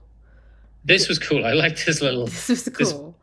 It's like a peekaboo window that they built in to use for the gun. Yeah, and this is obviously the time period is like 1570s or whatever, and feudal Japan. It's like their use of guns and stuff is just coming in. It was interesting time, obviously, for technology. Yeah. So they designed this probably for the gun, but also as a good visual point in the story. Yeah, and it's a great shot. It's a great use of camera work there to have that. Yeah. And then I'd have to say the lighting in most of the film is pretty like flat to me. Yeah. Yeah. And then there's a few scenes where you do get like, oh, you see where the source is, like, but like even back there's obviously like a blue light. Right. Filler back there. Like, there's some part of the film that I couldn't understand. Is this campy? Like, is this serious? Because I'm just reading it. I don't know if I'm reading it like sarcastically or this is really death time, like wartime. I think they wanted to keep a slight element of humor because the character, he's a thief and he looks identical to the emperor who has died. Yeah. His character, he's kind of like freaks out all the time or whatever, and he's, panicking and stuff. And there is a kind of a weird kind of like comical feel to some of the scenes. Yeah. And it's also like very basic. Things are very basic. I liked that hut they were in looking out at the urn. I love that. It's very visually strong. It's kind of like they're hiding, but they're peeking into another world, and it's very cool the way he set that up. So the king dies, or the emperor dies, and they put his body in this big urn. Yes. And then they bring him out to sea or out into the middle of the lake, and they dump the body. Yeah. That was a cool scene. Yeah, that was cool. But it was just Yeah. a flat ocean. It was just flat water. Like, I don't think I put that in here because I was like, it's pretty, but it's just, what are we looking at? What are we going to discuss here? It was Yeah, just a the flat. and stuff. But it was just kind of a strange, like you said, kind of like not comical, but kind of like a weird kind of feel to it. And then, they dump it and they tell everybody we just dumped sake into the thing. Yeah, I was like, wait, what? Did I miss something? Did they dump some sake in there too? I think too, it's also hard for me to get to. It's 180 minutes. I mean, it was a long. All these are pretty long, but reading it and trying to like watch it design wise, it was a rough. It wasn't a great watch for me, I would say. So that I have that on my plate. I don't know. I just wasn't into it. The thing about it is it feels like I said, it feels like nearly like a stage play in the sense that I was thinking, when I was watching this on my TV at home, I was thinking, okay, if you were watching this in the movie theater in 1980, it would be visually more, it's massive, it's on the screen, you're going to feel more, and it feels like nearly like a theatrical production, and it's very static, a lot of it. You're relying on the color. It's like I said, like it feels like Kurosawa was using the use of color as an element that, a lot of his movies were black and white before this point. Yeah. So that feels like it was something that he wanted to express as a visual character in the story, as a color. Yeah. Again, it's slow moving movie. I don't know. I kept thinking, how was this nominated? Well, I don't know. I mean, George. I don't know. But were executive producers on this, or they were involved with the making. Francis Ford Coppola and it's a Kurosawa movie. He's like a legend, obviously, and he did Seven Samurais, which that and Citizen Kane are some of the big movies of the 1940s that kind of. I think it's 1985 or 84, 86 is another movie exactly like this nominated. That he did as well? I can't remember if he did it or not, but I was like, oh, there's that whole style again that was nominated.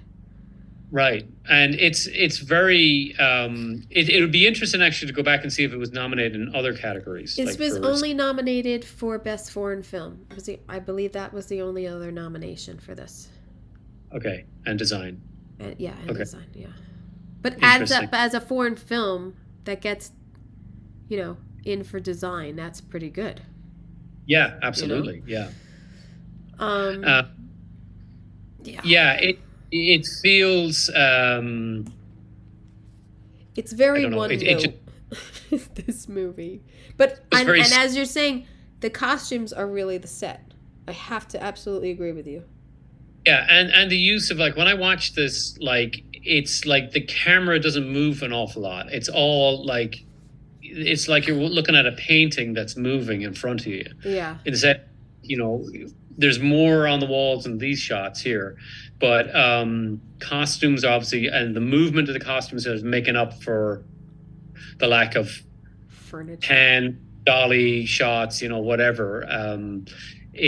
Close-ups. The amount of close-ups in this movie is minimal. Yeah, it's wide and medium shots a lot, and it reflects, in the design, then the look. I do like research-wise, finally, like in this scene, I feel like, oh, look at the tables that they had and the bowls and then the lamp in the back with the little screen around it. And yes, and this feels like it's purposely, like, this is more, like, I guess also the fact that when we're looking at the earlier stuff, it's all kind of like in their kind of battle mode, and it's all like, this is not a relaxed place we're in. It's a very basic thing. It's a bunch of guys. I was like, at this point, this is like probably an hour and 10, 15 minutes. And it's like, finally, there's women in this movie. It's not like a bunch of guys walking around being moody for an hour and a half or whatever. I was like, is there any women at all in this movie? Yeah. And then it's a different feel. It's, it's the most dressed sets, I think, in the entire movie. Yeah. Was these sequences. But then there's this. This I want to talk about. Yeah, this obviously the dream nightmare sequence. This is clear use of I'm into color. I want to express a color, and the lighting and the sets and that painted backdrop there, and the sand and the light on the sand and the water. You know, that was a great use of color, obviously, and as a visual, character, and to express the emotions of this character at that time through a dream sequence like this. I thought that was one of my favorite parts of this movie. I'd have to say this woke me up. Yeah.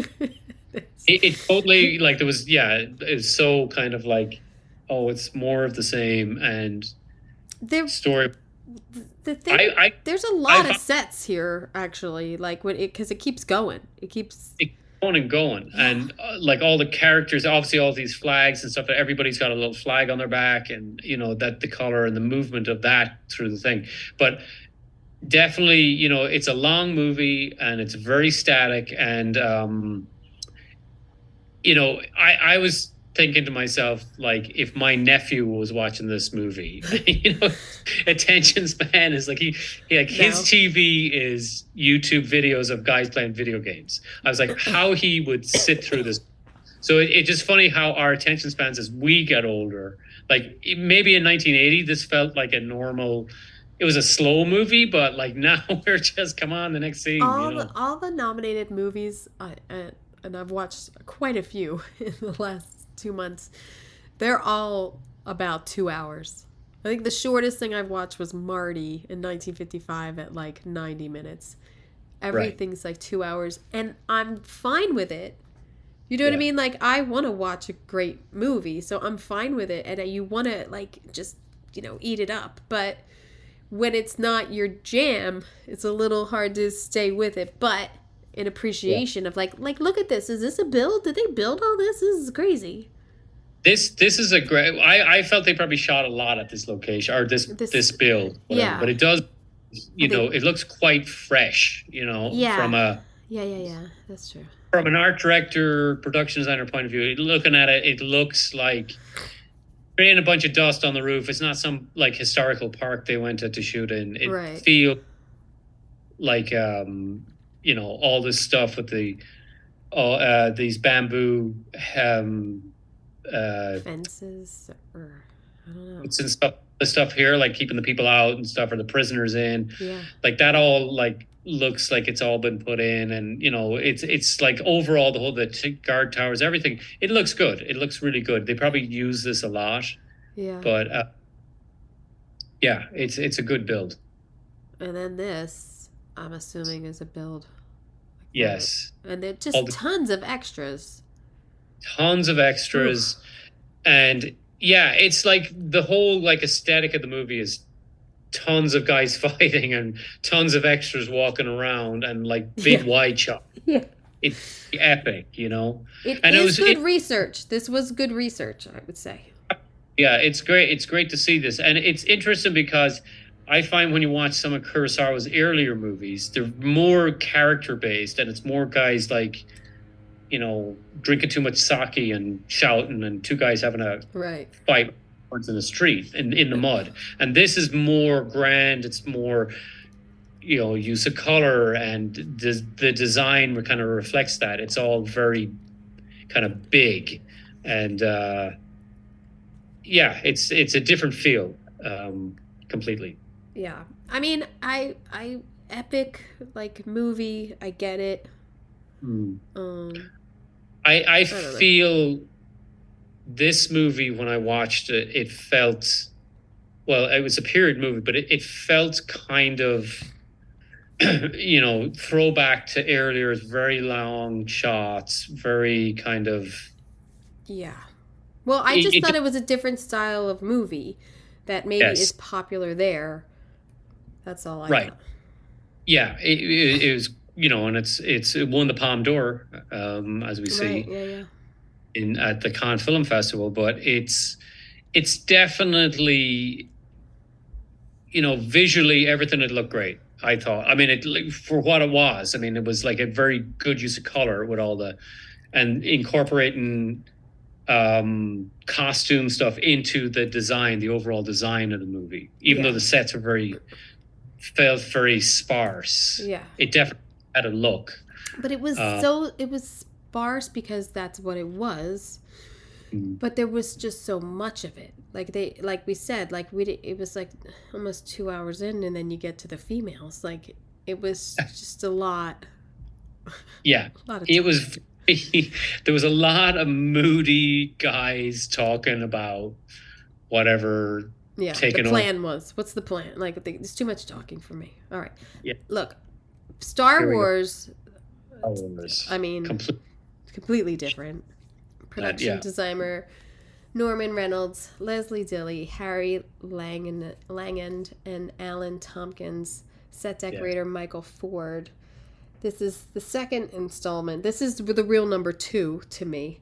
After the rebels are overpowered by the Empire, Luke Skywalker begins his Jedi training with Yoda, and while his friends are pursued across the galaxy by Darth Vader and bounty hunter Boba Fett. Mr. Norman Reynolds died earlier this year, which is a bummer. All that, yeah. And he's a huge designer in our field, and just spectacular designs came out of him. And absolutely. Michael Ford, the decorator, I have him. No, I don't have my thing here. He also. Oh, no, this isn't going to come up. Great.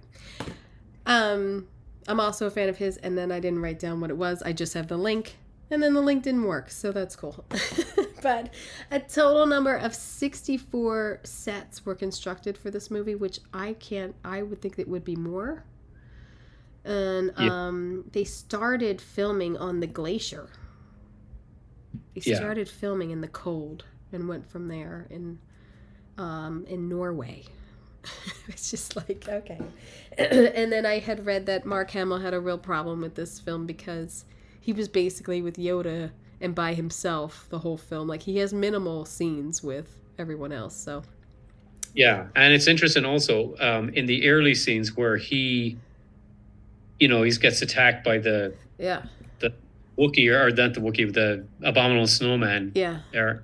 Like, he had actually been in a car crash in real life. Yeah. Face cut up, so they kind of wrote that into the storyline. That's why he was attacked and stuff. But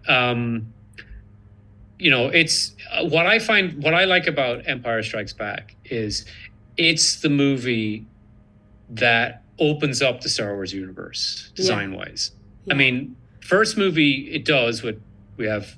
2 worlds, 2 looks. We got the desert, Tatooine, and then we got the Death Star, the industrial evil look. And this movie, we're in the Hoth, we're in the snow, we're in Dagobah with the swamp, we're in the Cloud City, we're also in the Imperial. Yeah, on different ships. We're in many ships. Yes, we've got so many different looks. It kind of expands on the whole world a lot. So this is the movie that I feel is more kind of establishes the look of the Star Wars franchise. I also always find it super weird that George Lucas didn't direct this. Yeah, that was another thing. He, I can't remember the reason why he didn't direct this. Because he did direct, I think he directed Return of the Jedi, didn't I? Did he? No, he didn't. He didn't? I don't think he did. He just did, and then he did The Phantom Menace was the only other one I think he did, yeah. Hold on one second. I went back to Michael Ford, the set decorator, also did Titanic, GoldenEye, Empire of the Sun, and Return of the Jedi, Raiders of the Lost Ark. I mean, his career is phenomenal. Yeah, it's fantastic. Another point I was going to bring up was that literally all the designers, art directors, set decorator, at some point they all worked on a James Bond movie. Yeah, that's true. It's funny you put that up. I thought the same thing. Yeah, and it's great because, well, I was going to talk about the fact that near the end, we can talk about when we get there, I guess, but it's just where Vader and Luke are having the lightsaber fight and all that. It feels like a nearly kind of like it's got elements of supervillain Bond, supervillain kind of archetype. Yeah. But we can talk about when we get to it. What I enjoy about the sets and the decor of Star Wars films is that there's these pipes coming out of there, and then they made that repetition in the top of it, or then it's around the room. There is such simple design elements but used like repetitively. Yes. And that is so graphic, and I don't think they could have made that. That's the right decision. Like, they totally nailed it in making this world of this repetitive thing. They're just busting this stuff out, and it's all the same, and that's how this was made. I'm sure that's the discussion. Like, no, they just made this panel and they put it everywhere. And then the integration of light. Yes, this is great. I want to talk about this one. The integration of light in so many of the production design elements is fantastic in all of these movies. Yeah, absolutely. I mean, it's, and the lighting here, just from a structural point of view of the set. Like I noticed this a lot when I was watching this movie. If you look up, they have like the ceiling pieces here. Yeah. They have like soft ceilings, or they're using it as a bounce light or a fill light. Yeah. And then they're all lit from below. There's a lot of like the faces and everything are lit from the set dressing. They're looking at a monitor or whatever. It's got that, and then it's got a fill light up the top. So all these sets, like when you look at them, particularly in the hot stuff, and then on this Imperial Star Destroyer and all this stuff, they've got a lot of pieces, where they light from like through the top piece as well a lot. Yeah. Oh, I have more examples, but this, like you're saying, like the integration on the set dressing, on the walls and everything, and you can think of so many things when they're running down hallways, and it's just that simple geometric designs constantly. Right. It's fabulous, and you buy it, and it's just the best. Like even here, all right, it's like a four-sided triangle-ish thing coming on, and then we're just gonna flip it, and then we're gonna make them smaller, and then that's it. That's their windows. Like, yeah, that's it. It's like, but it's also like when you're looking at this visually. I mean, it's like you're inside a monster's mouth or something. Like they're nearly like the windows are like nearly like teeth or something. You know what I mean? It's got that there's a lot of strong verticals or 45-degree angles in a lot of the Death Star stuff. It's all sharps, it's verticals, a lot of it, and it gives that visual feel of menace, or it's very like, this is the bad guy's place. But even look at this, look at like they sunk the floor to make the workspaces and everything, and I mean, that's a lot of work. It's a lot. This thing was built up. That means this is on a platform. It's like it's amazing designs to me. I believe this was all done in London on the stages there. Yeah, it was all done there, and it's except for the model shots obviously were done here. Yeah, but ILM, but it's like really well made movie, and all these guys who worked on this movie, all the art department, they've done such a fantastic job of we got different looks on everything. I was going to just say that Harry Langage, he did Moonraker, Bond film, but he also worked on 2001: A Space Odyssey. Oh. So because I'm watching actually for 1968. So yeah, I'm way into his work. Great. I always quote that when a DP says to me, "I can't shoot the set because it's white." Yeah, well, they did 50 years ago, so get with it. Have you watched 2001? Yeah. Watch Empire Strikes Back with the hot stuff. It's doable. Don't come back to me with that. But I don't think that's well, it is, but it's not as much as it was 10 years ago. Right. I think the cameras have gotten so sophisticated and everything that white is an enemy to them, at least the good ones. Yes. So, Let's get painted, oh, you can't do this, we can't, it has to be matte, it has to be, can you paint it like off-white and Navajo white? It's okay, well, we're trying to do this, whatever, spaceship, or we're trying to give this vibe of, and it's a white set, so it has been done. It's not like it's never been done in the history of film. You can do it. I believe in you. This the swamp scene I always find fascinating, of like, this is a set.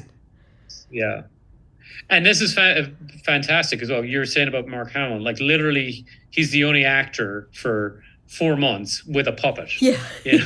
He's really, and then he's in the space thing with like R2-D2, and then they find him at the end. Like, he really had hardly any scenes with everyone else.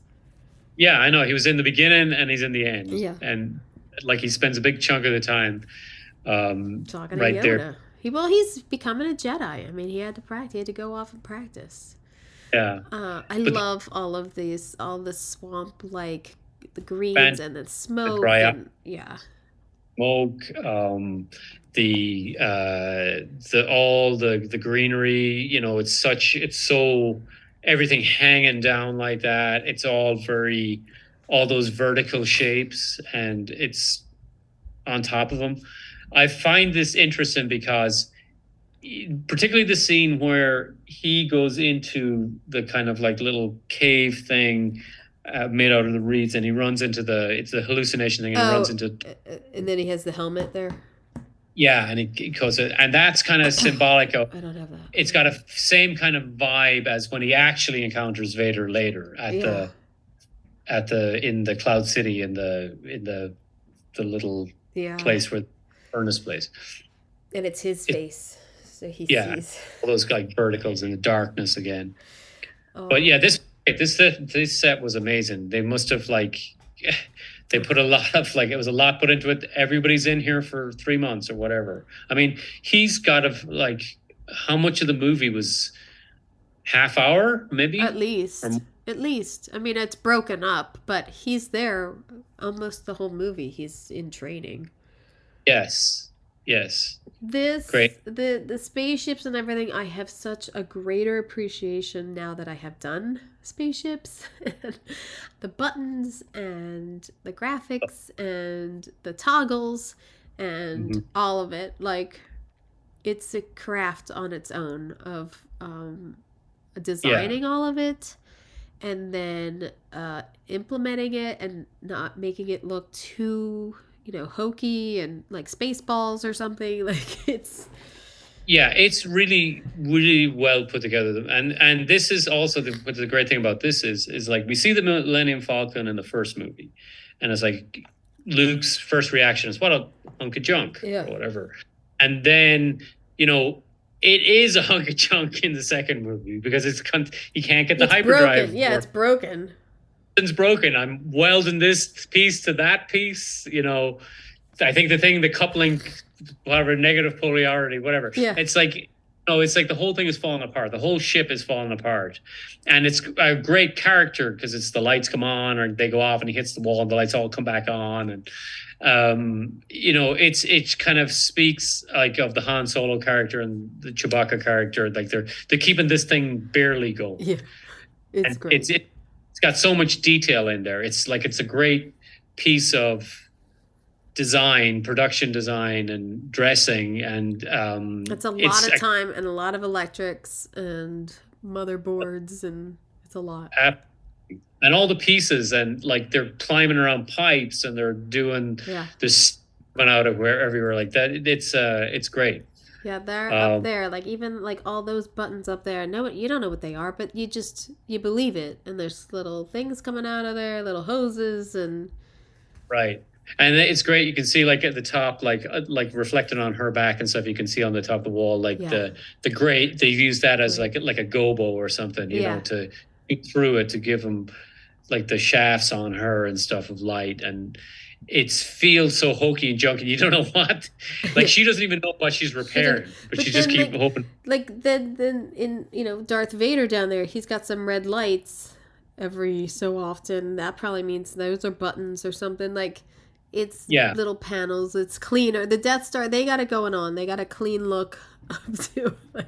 And the great thing about again, like I was saying, is the great use of verticals, the vertical design, those like columns and all the stuff on the walls, all the detail. It's all very symmetrical, but it's given that kind of visual, feeling of like imprisonment or something. It's just like, it's very kind of all those verticals, like visually when it gives you a sense of like this more kind of like menacing design. Yeah. In contrast to like the hokiness of the Millennium Falcon, or Dagobah with all the earthy, swampy stuff with Yoda. Or like, look at this. Great. Like, there's just a bunch of tubes, and they're just making it up as you go along, and you're just in. Like and the thing about it as well is all the Rebel spaceships, everything they have, like his helmet's filthy. Yeah. Yeah. All around him. It's like we're just about keeping this rebellion together. Yeah. Hopefully we, They have a great also like the miniatures. Yeah, fabulous. Yeah. I mean, it's miniatures. The detail on all that, like putting all those little pieces together and the miniature details. It's great because we would do this today. This would be all done in a computer. Yeah. We wouldn't make these models anymore. Done with some, putting it all together by hand, and it's and the perspective and everything with the the black and the black. I mean, I don't know, it's fantastic. I love it. I love all of it. I love, again, buttons in the background, or just again the simple pattern. Yeah, and just your repetitive simple pattern through all the technology in this is great. The looks are the hokey, falling apart look, or the repetitive design look in the more technological stuff. Even the window of the Millennium Falcon and the same shape. It's like a World War II bomber or something, like a B-52 or something. It's just got that kind of. Are you bummed that they enhanced the film? I kind of this. What is it? Like that guy wasn't there when we saw it in the theater. That guy wasn't there. Well, who was there then? See the dark. Well, it wasn't that guy. Even it's a different actor. Actor, yeah. It's the okay. So this is the actor from the Sith and all. They put him in there. They've added all that in, and then Hayden Christensen is obviously in. Yeah, at the end. But then this has been enhanced. Like when they walk in. This scene, they enhanced this scene. Yeah, I don't know. I'm mixed, because obviously this is what George Lucas wanted to show in 1980, but he couldn't. Right. Because he didn't use whatever technology they had at the time. But it does kind of like take away from when I was a kid in the movie theater watching it. Yeah. So it's like sometimes I feel like, okay, well, why bother? It's been done. Why go back 15, 20 years later and redo it? But I guess it's to sell it to a newer audience, Yeah, just to. And it's funnier, like when I have conversations with people that are younger than me, they all love like the Phantom Menace and the Attack of the Clones, the Clone War one, and Revenge of the Jedi more than the old ones because they grew up with those ones, and it's just funny. I find how I always loved Return of the Jedi. That was always my favorite, the number 3. And then as I get older, and actually my boys watch a lot of Star Wars here and there, so I've seen this recently a lot. It is kind of stupid. Number 3, number 2 to me is the best, but you can't get away from number 1 as being the best. So I got a tie. I don't know. And I think the newer ones aren't bad. All of those. I thought Solo was good. Rogue One was fantastic. I'm obsessed with Andor. I cannot believe it wasn't nominated this year. And Andor's actually this set reminds me a lot of what they did in Andor, of taking like a deco or like a style and then just making it sci-fi to me. Yeah, like the what's her name? I'm blanking on her name in Andor. The chancellor. Her place is Place has very got that kind deco. Yeah. deco vibe, and even the like there's like gold chains hanging and stuff, and there's like when you think of deco, when I think of art deco, I think of like gold statues of eagles that are got that very sort of deco minimal feel to it and stuff, and yeah, they've really incorporated, and in stuff like these elements as well, some of it here. Some of this feels like a little bit more kind of postmodern kind of vibe. Yeah. But it's still the use of pattern, like simple pattern, like repeated, repetitive. And everything's clean and white, and it's in the clouds. It's got this whole world does feel like her house as well. Yeah, in Andor. It's also the most I can't think of another set that is realistic, like with the patterns on the walls and like the almost like molding on the walls. Yeah. And then the datum, although it's all the same color, they still gave it like a chair rail kind of. It doesn't feel as sci-fi as other elements in this movie, but it's pushed. They've pushed it and they've nailed it. But it feels more like not a lived in space, but like a place like that is kind of feels like a lot of people are in, and it's kind of slightly contemporary in the feel, where the other ones are very fantastical. Yeah. They convey like the Imperial stuff is very much menacing and militaristic and stuff, and then all the rebel stuff is all like falling apart. Mm-hmm. And this feels like a kind of a calm middle ground kind of in that movie. Yeah. Oh, here's a great look at all that dressing. Yeah, that's great. Down there, all that stuff, and the amber lighting from all the metals being melted, and and the small lights, but they're all popping and stuff, and then the metal, obviously the furnace thing there, and it's great, like detail in there. And this is like go ahead. The back. Sorry.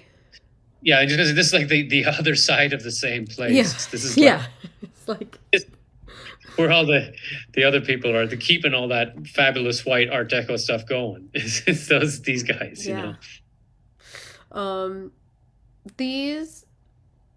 There's such great lighting and such great lighting opportunities that the designers have given the DPs for these films, which I think is incredibly important to point out, and it's a lot of uplighting, which actors don't usually like. Yeah, and then like when you look at like the elements, like those like bent vertical bars, and then the other tubes and stuff that are running horizontally. Yeah. That like if you didn't have that there and you just had that blue smoke happen, it would just fall away. Yeah. These are great like design elements. You're putting something visually that when they're moving around doing their fight, that there's some kind of like static element that's in focus right behind them that gives more of a visual look. Otherwise it would just look kind of flatter if it was just they're just fighting with just smoke behind them. And also about this as well is what I love about this particularly is when Luke and him are fighting in here. Oh wait, I have that. Yes. Yeah. So this feels like also the color palette in this, like, the blacks with the orange. And what I was thinking about was, like in Revenge of the Jedi, and then also in Obi-Wan, where like, Darth Vader hangs out on that volcano. Right. This is kind of like foreshadowing. This is his jam. This is his vibe. I'm into this kind of like look, you know what I mean? In the fight, when they have the fight in here, it's like, it's got the same color palette as that, The smoke is good, and again, here we see all these elements, these pipes and stuff, the vertical pipes and the But look at the horizontal pipes. light. Like there's a light. That whole design comes to a point. Yes, It's so and fantastic. it's so fantastic because So it's fantastic.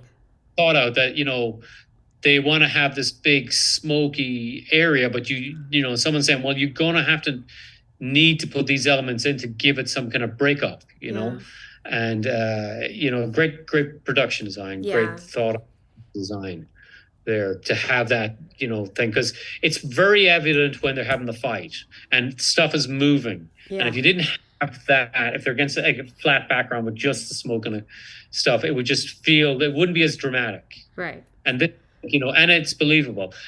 I love this because when he goes through this window, first of all, it looks like a spider web. Yeah. And it's also very evident in Return of the Jedi, where the Emperor's hanging out and he's got that window, and it's like a spider web. And this is like, he's going to get sucked out through this thing. It's like, he's really not prepared for this fight. They really shouldn't be putting windows in here.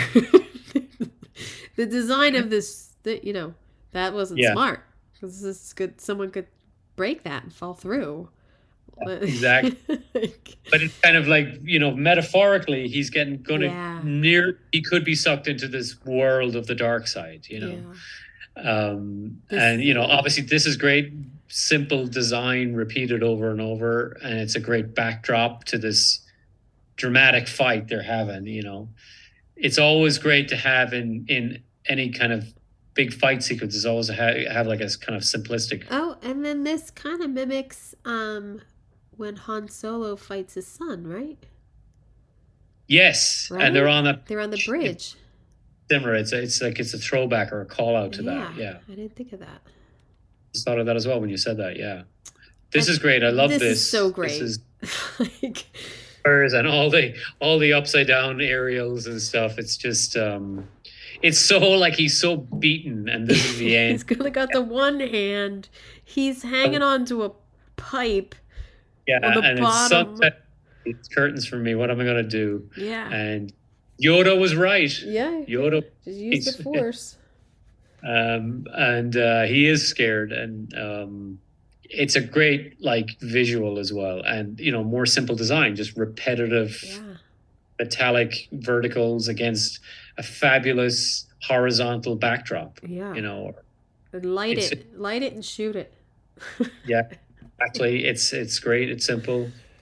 And these shots are always just so iconic, of like the spaceships coming into land and the little landing bays, and then taking it into hyperspace, and again, like when we're inside here, the Death Star, the Imperials have the great use of verticals, even though it's all lights this time. It's always that vertical, giving it that menacing feeling, I feel. Yeah. And then the great lights, it's perfect. And here again, we can see on the side the use of a lighting element, that fill light coming through from the ceiling pieces again. Right.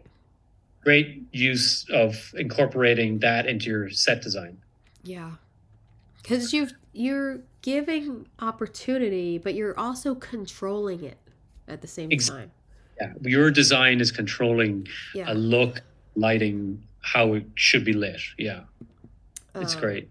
It's great. That design of that film is fantastic and has been replicated and wants to be replicated many, many times over, I feel. And like I said, I feel this movie was the one that kicked off the real visual look of the Star Wars universe. Yes. A real, besides, Star Wars had sand, desert, Tatooine, the cantina stuff. And then the rest of it was the Death Star. But this opens up the world. Yeah.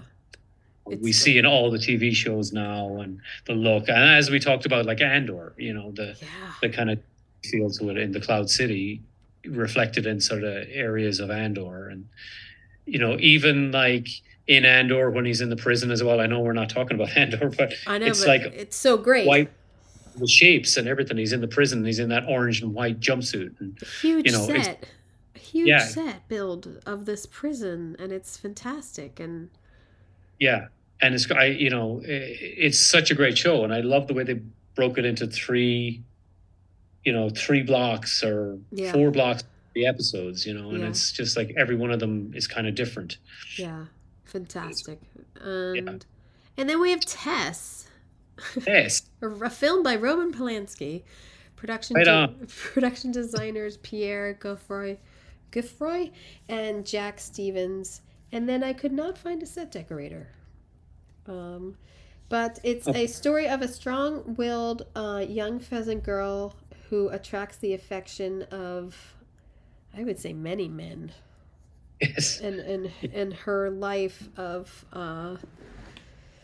being poor and rich and never really finding herself, I would say. Exactly. I mean, it was always like her.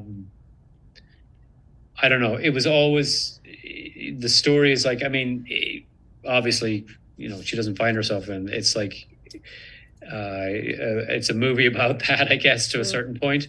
But some different looks, and I like the way this was a lot of locations as well. Yeah. This dress locations. This house is great. So this was Wessex. Well, this is also Victorian era, just like Elephant Man, actually. Yes, pretty much the same time period. I love his little seat. Yeah, because he's like, he discovers that he was, d'Urberville, they're D'Urberfields, and they came from royalty and they lost all their money, and he had no idea until the vicar told him the whole backstory of his. Yeah, he didn't know who he was walking around for 60 years, and then some guy tells him, and then he establishes himself as being some sort of royalty, and wants his family and his daughter to go out and tell everyone this is who we are, and go find your cousins and your aunts and uncles and tell them we're related because they're better off than we are. Exactly, yeah. And then his little seat is like his throne, and it's so like low to the ground. It's not like he's like a tiny king. You know what I mean? It's like I'm slouching out of the seat. Like it's only like, I don't know, it's like about 6 inches or 10 inches off the ground. It's a great piece of set dressing. It's also comparable to Coal Miners. Absolutely. And it's got kind of the same kind of visual thing where it starts off kind of very poor and, ends up richer, at the end of the movie where she ends up at the end. And also the color palette is very earthy tones as well at the beginning of this. It's all the farm life, and we're outdoors, and there's so much farming. I mean, I think I learned how to care for chickens and cows and pick vegetables and wheat, and she does everything. This movie goes from like one thing to another, but she goes to find her rich cousin, her aunt, and then her cousin interrupts the visit and is the creepy cousin, and he wants to make out. But he's in a tent. It's nearly like he's got this tent because he's trying to establish himself or some kind of like. Yeah, I'm not with the house. I'm in the tent. I'm moving my stuff out to the guest house, my tent. Yeah, I'm just going to be out in the tent because this is the kind of place to be, and I'm kind of like a little showman. But that billowing drapery inside was fantastic. Fantastic, yeah. It looked really good. Yeah. It was a great little.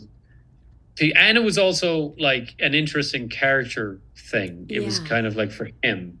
It established him straight away, like what he was about. She was now stepping into another world from all the milking of the cows and doing that, and she's meeting her cousin, and he's like creepy hitting on her and everything. But it was definitely a good look. And then like the eccentrics in the house they go in with the pigs. They go in with the chickens. She's stroking the chickens. The older woman, her aunt, right? She goes to work for the chicken people. Or was she stroking pigs? No. No, it wasn't pigs. It was chicken. I think it was chickens because it was so weird. Yeah. But also the birds in the house and stuff. And, all the dressing and everything, it's very, done well and everything. I never found any of it like stood out though. Yeah. In the sets, like they were all nicely like done, and like the wallpaper and everything, but like this won the Oscar.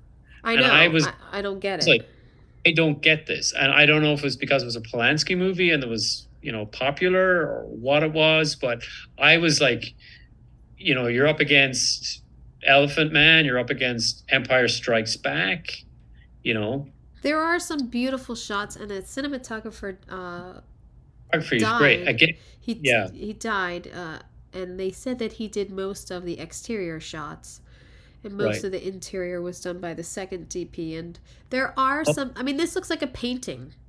Yes. It's Yeah. fantastic. It's good.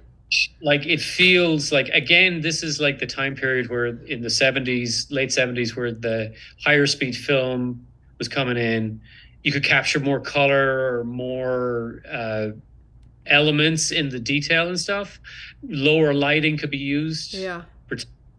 And this is like throughout. And I was talking about the Kurosawa movie as well, where the use of color as well. It's all like technology is kind of driving some of this with the color film. And this is great. Like her world, as well as being, she's always like on the verge of being like, I'm going to be royalty one day, and I'm going to get a tape, and I'm back milking the cows. Well, the guy, the guy. I mean, her cousin ends up raping her, and then she has a child who dies, and that's like so sad. Very so sad. And then she's like, all right, I'm gonna pick myself up, and I'm gonna go do wheat. I'm gonna go to another town. I gotta get away from there. I gotta go milk cows in another town as a job. I found this just fascinating research of like the dripping of the milk. Yeah, and the curd and done, like, I mean, the authenticity of like the time period and all this stuff they're doing with the milk and dripping the milk out of the bags, like the cloth bags and stuff, is they're making cheese or whatever, and are purifying the milk, and great detail in the design and the dressing and everything. But I am assuming they're shooting this in, although it's supposed to be England, they're shooting it in France. I think a lot of this was there. I mean, this is obviously, they went to a location and it's like, this is perfect. We love this. But even the cow, they didn't. Yeah, this isn't a build. Yeah, and they probably added older elements, but it's a heavy location movie. I mean, there's some sets in this, but it was really a location movie, and it's got some really nice elements in it. I still don't know why it won the Oscar, but I don't either.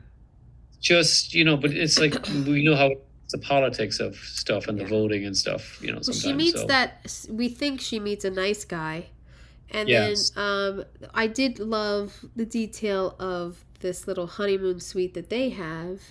And the woman has hung branches for good luck and to fertilize, get it on.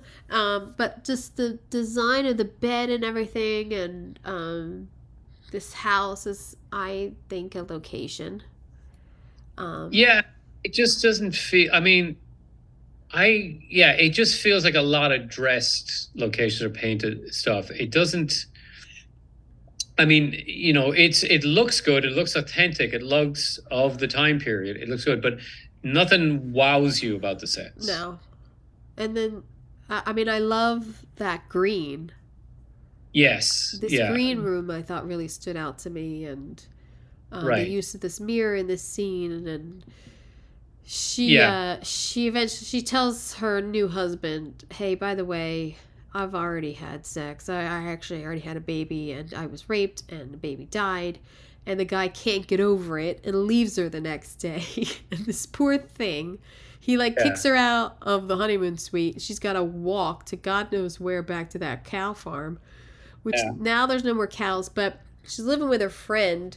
She's back to kind of like where she started, but there is great detail in these little sets, which is really great, and the wall surfaces and everything, and absolutely, and it's very authentic. It feels very authentic. I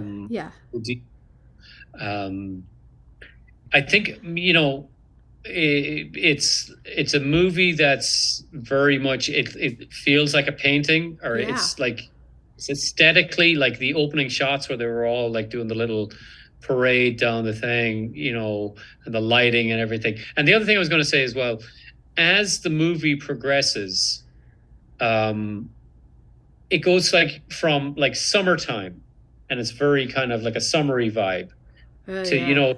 in this, like it's obviously the wintertime vibe, but there's a good use of transition of like just the elements where they all have the coats on, and it's feeling like more grimmer now. Like she starts off and everything's like, here we're out in the field and it's all Yeah. cool, and it's we're dancing around and I'm in love, I mean, whatever. And then it's like, and then she's the tent and everything, and by the time we get further on, it just feels colder and frostier. Yeah. Then of course, near the end of the movie, then it's she's like obviously transformed into someone else. Yeah. She goes back to the guy who raped her, who was wealthy, her cousin. And they get married, and then the guy who threw her out, who she's actually still married to, comes back to like, hey, I still love you. And she's Yes. like, you're too late. Look at what I got here. But she's miserable. Yes. But this house is like on the shores. I was like, oh, it's Wildwood. Yeah. It's on the shore of a coast in England somewhere, it's supposed to be. And it's a beautiful house. Now, I don't know if this is a set. I don't know. That weird I felt window. this addressed. It felt like the way he came in the door and everything. It just felt Oh yeah. like it was a location that it was heavily dressed. The wallpaper and everything. But it felt to me like it was a location. The stairs, everything. This felt like it might have been a set. This room, Yeah. to me. This is like she goes upstairs like, oh, I just sent the man I really love away, and here's my asshole husband. Right. In this, but I love the orange. Like all of a sudden, this color pops in. Right. Because it's very transformative from the beginning of the movie. Again, another like great transition as the movie progressed, of visually how it looks, and all the curtains and the fabrics and the sofas and everything. She's got to royalty. Yeah. In the sense, like she's got what she was supposed to have. I liked the scene. We didn't have any. We didn't talk about it, but there's a scene where she goes to the church. She goes to the D'Urberville tomb with and all the that tombs, stuff. yeah. That was interesting, looking around visually just to see all that stuff. But it was all like they're all dead and it's all gloomy, and it kind of says to her, well, fuck, like this is the closest I'll get to actually my lineage. And, yeah, so I might as well go with my cousin. I actually had a picture in there, but it didn't read as a picture. Right. It was more of a scene that you could see all the crypts and everything. It didn't really read, I thought, to talk about. But yeah, that's kind of what makes her decide of like, well, he's going to give me money. I can send it back to my family. My dad died and I got to help support my mom. So I might as well go with this guy. And then he kind of makes fun of her and turn of, I didn't see it coming. She kills him. Exactly. I mean, that was like, it felt like out of character with the rest of the movie in a sense. She's just had enough. She stabs him with a knife while he's sitting right there. And then she goes and gets on the train. This, I did love. This is the woman finding the blood downstairs. But I did love how, like, oh, she had her own little nook over there. Yes. Some sort of Victorian little... Yeah. Fascinating. But the train... They had a big budget for set dressing, I think. Yeah. They had a gorgeous train. Yeah, the train's beautiful. There's a lot of money put into this, but to me, when I'm watching it, there's nothing that goes, wow, that scene where they, whatever, the visual, I just feel it's all very, it transitions in color and kind of structure, but I just feel nothing jumped out at me. No. I mean, even this ending scene is obviously a location that maybe this bedroom that they hide out in is a build, maybe. That beautiful stained glass window. And not only is she dressed in red, but this bedroom is red, which Right. is stark from like the rest of the room. And then, in another odd thought, they end up at Stonehenge. They fall asleep at Stonehenge, and then the police come and nab her, and they hang her. Go back once. Say I wanted to make a comment about the room. They're in the red room. I like the way the stained glass windows is all like those trees and stuff like that, and it's kind of, you know, she's sitting there with all that stuff, and it's kind of harking back to, this is like, you know, the fields where they met, and it's outdoorsy. There's kind of an outdoorsy vibe coming into this red kind of room, and it's kind of like a nice visual kind of contrast. Yeah, it's nice. I mean, that room is very pretty, and the big post bed, and it's nice. They found an abandoned house to hide out in for one night, and then somebody comes in, which is weird. No, although I did read that they had to build Stonehenge as a model. I see. Yeah. Well, she's sitting on it. They built some of it, but yeah, I mean, it blows my mind that this one. Sorry, it does. Yeah, I was shocked when I was, you know, obviously doing research, and I was like, Tess won? Oh my God. Because I think, you know, who knows? I mean, it's a different time period. It's, you know, 40 plus years ago. And, what wasn't nominated was Raging Bull. Yeah, I was wondering about that. I thought it might have been the next year.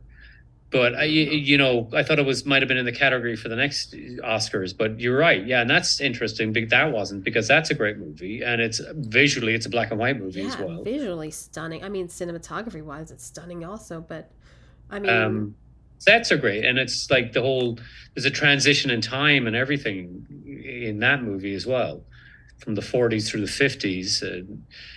You know, it's a great movie. To me, I would have voted for Empire Strikes Back. I would have said Empire Strikes Back with my, you know, the other hot favorite would have been Elephant Man. Yes, I agree. It's just another movie that you could kind of turn off the audio and kind of like see all these worlds and kind of grasp the story of what was going on, what was happening to this guy's life, without any dialogue. And, you know, honestly, like, if you think of it, there is a lot of scenes in Elephant Man where he doesn't talk. He's just by himself building his model, or he's looking at pictures on the walls or whatever. The music is really good. Doesn't talk, and, you know, more of it fills in the gaps, you know. And it's a very visual movie. I would have definitely that and Empire Strikes Back. Yeah. Definitely. I think, you know, if the nominees from 1980 were in 2023, Empire Strikes Back would have won. Because we had never seen anything like Empire Strikes Back. Exactly. That's what I mean. What I love about that movie is it's opening up the whole Star Wars universe. Yeah, I mean, it doesn't. We've seen plenty of films like Tess before. Yes. And I don't know. I can't believe that it would be a Roman Polanski vote for that. Maybe he's not going to get director, so they'll give him but he didn't get it. The other guys got it, but I just don't get it. I just think that Raging Bull was really miss there. It's interesting that, you know, it seems like the least designed movie, in the sense, I mean, its authenticity looks good, but there's nothing that stands out. Like, even the Kurosawa movie, like, that has got a visual language, a very distinct look. Yeah. Even though it's very cool, even though it's, you know, clearly like the colorful costumes, but it's got a look. It's got something like where I feel with Tess, it kind of, nothing stands out. It just kind of fades into the background. So I was very surprised that it won the Oscar. There was nothing to me that was like, oh, and I get it. I would have voted for this. It wasn't. Yeah, exactly. It's just interesting. And then, you know, even Coal Miner's Daughter, I would have put up before Tess. Yes. It would, of the 5 movies, I mean, I felt that was the least visually, from a production design point of view, worthy of the Oscar. Like even Coal Miners had like more distinct elements, like you're saying, like the wallpaper, the newspaper on the walls. There was, the character was really there, and it like the great transition of like visuals in it as well. But you know, we weren't voting back then. Yeah, Kim. we weren't. We didn't have a vote back then. We don't have. I don't have a vote now for Oscars, so. But I don't know. I mean, it's a good year of study, but it's a miss for celebrating the craft, to me. Yeah, absolutely. I mean, it is an interesting mix, but again, I just, you know, I don't understand the Tess one, and I don't understand how it won. No, either. I don't get it. For all these other movies, but some beautiful. I mean, there's some beautiful sets in these 5 movies that have been duplicated and have been, you know, talked about. But I have never heard. I never even saw Tess before. I've never heard anyone reference Tess. I mean, I knew of it. I had not watched it. It's almost 3 hours long too. I watched it, and it's just like, yeah. I mean, another again different time period. Yeah. And I think it probably wouldn't be nominated today. I don't know. It's hard to know. I don't think so. If it would be nominated today. I think, you know, it is, you know, it just shows you, it just reflects the time period and what was popular at that time, or what, you know, there might have been a big push by the, you know, whoever, the PR people back in that time for the Oscar for it. Again, you know, it's like, it's a Polanski movie, so you know he was, you know, that period, you know, he was like a well-established director then. And I would sooner nominate Private Benjamin. David Payne than Tess. No, I know. Or Blue Lagoon. I don't know. That's what I'm looking at. Other things that were nominated that year for other categories. I mean, I don't know. I think, you know, I think all of them, at least, they were all very different. So that's why I liked picking this year. Yeah, and I think it's a good year. Of The Elephant Man, I think visually, and Empire Strikes Back. Yeah. No, great. Good year. Thank you for picking that and giving up your time to watch and analyze that. I really appreciate it. Thanks for having me. It was great talking about them all.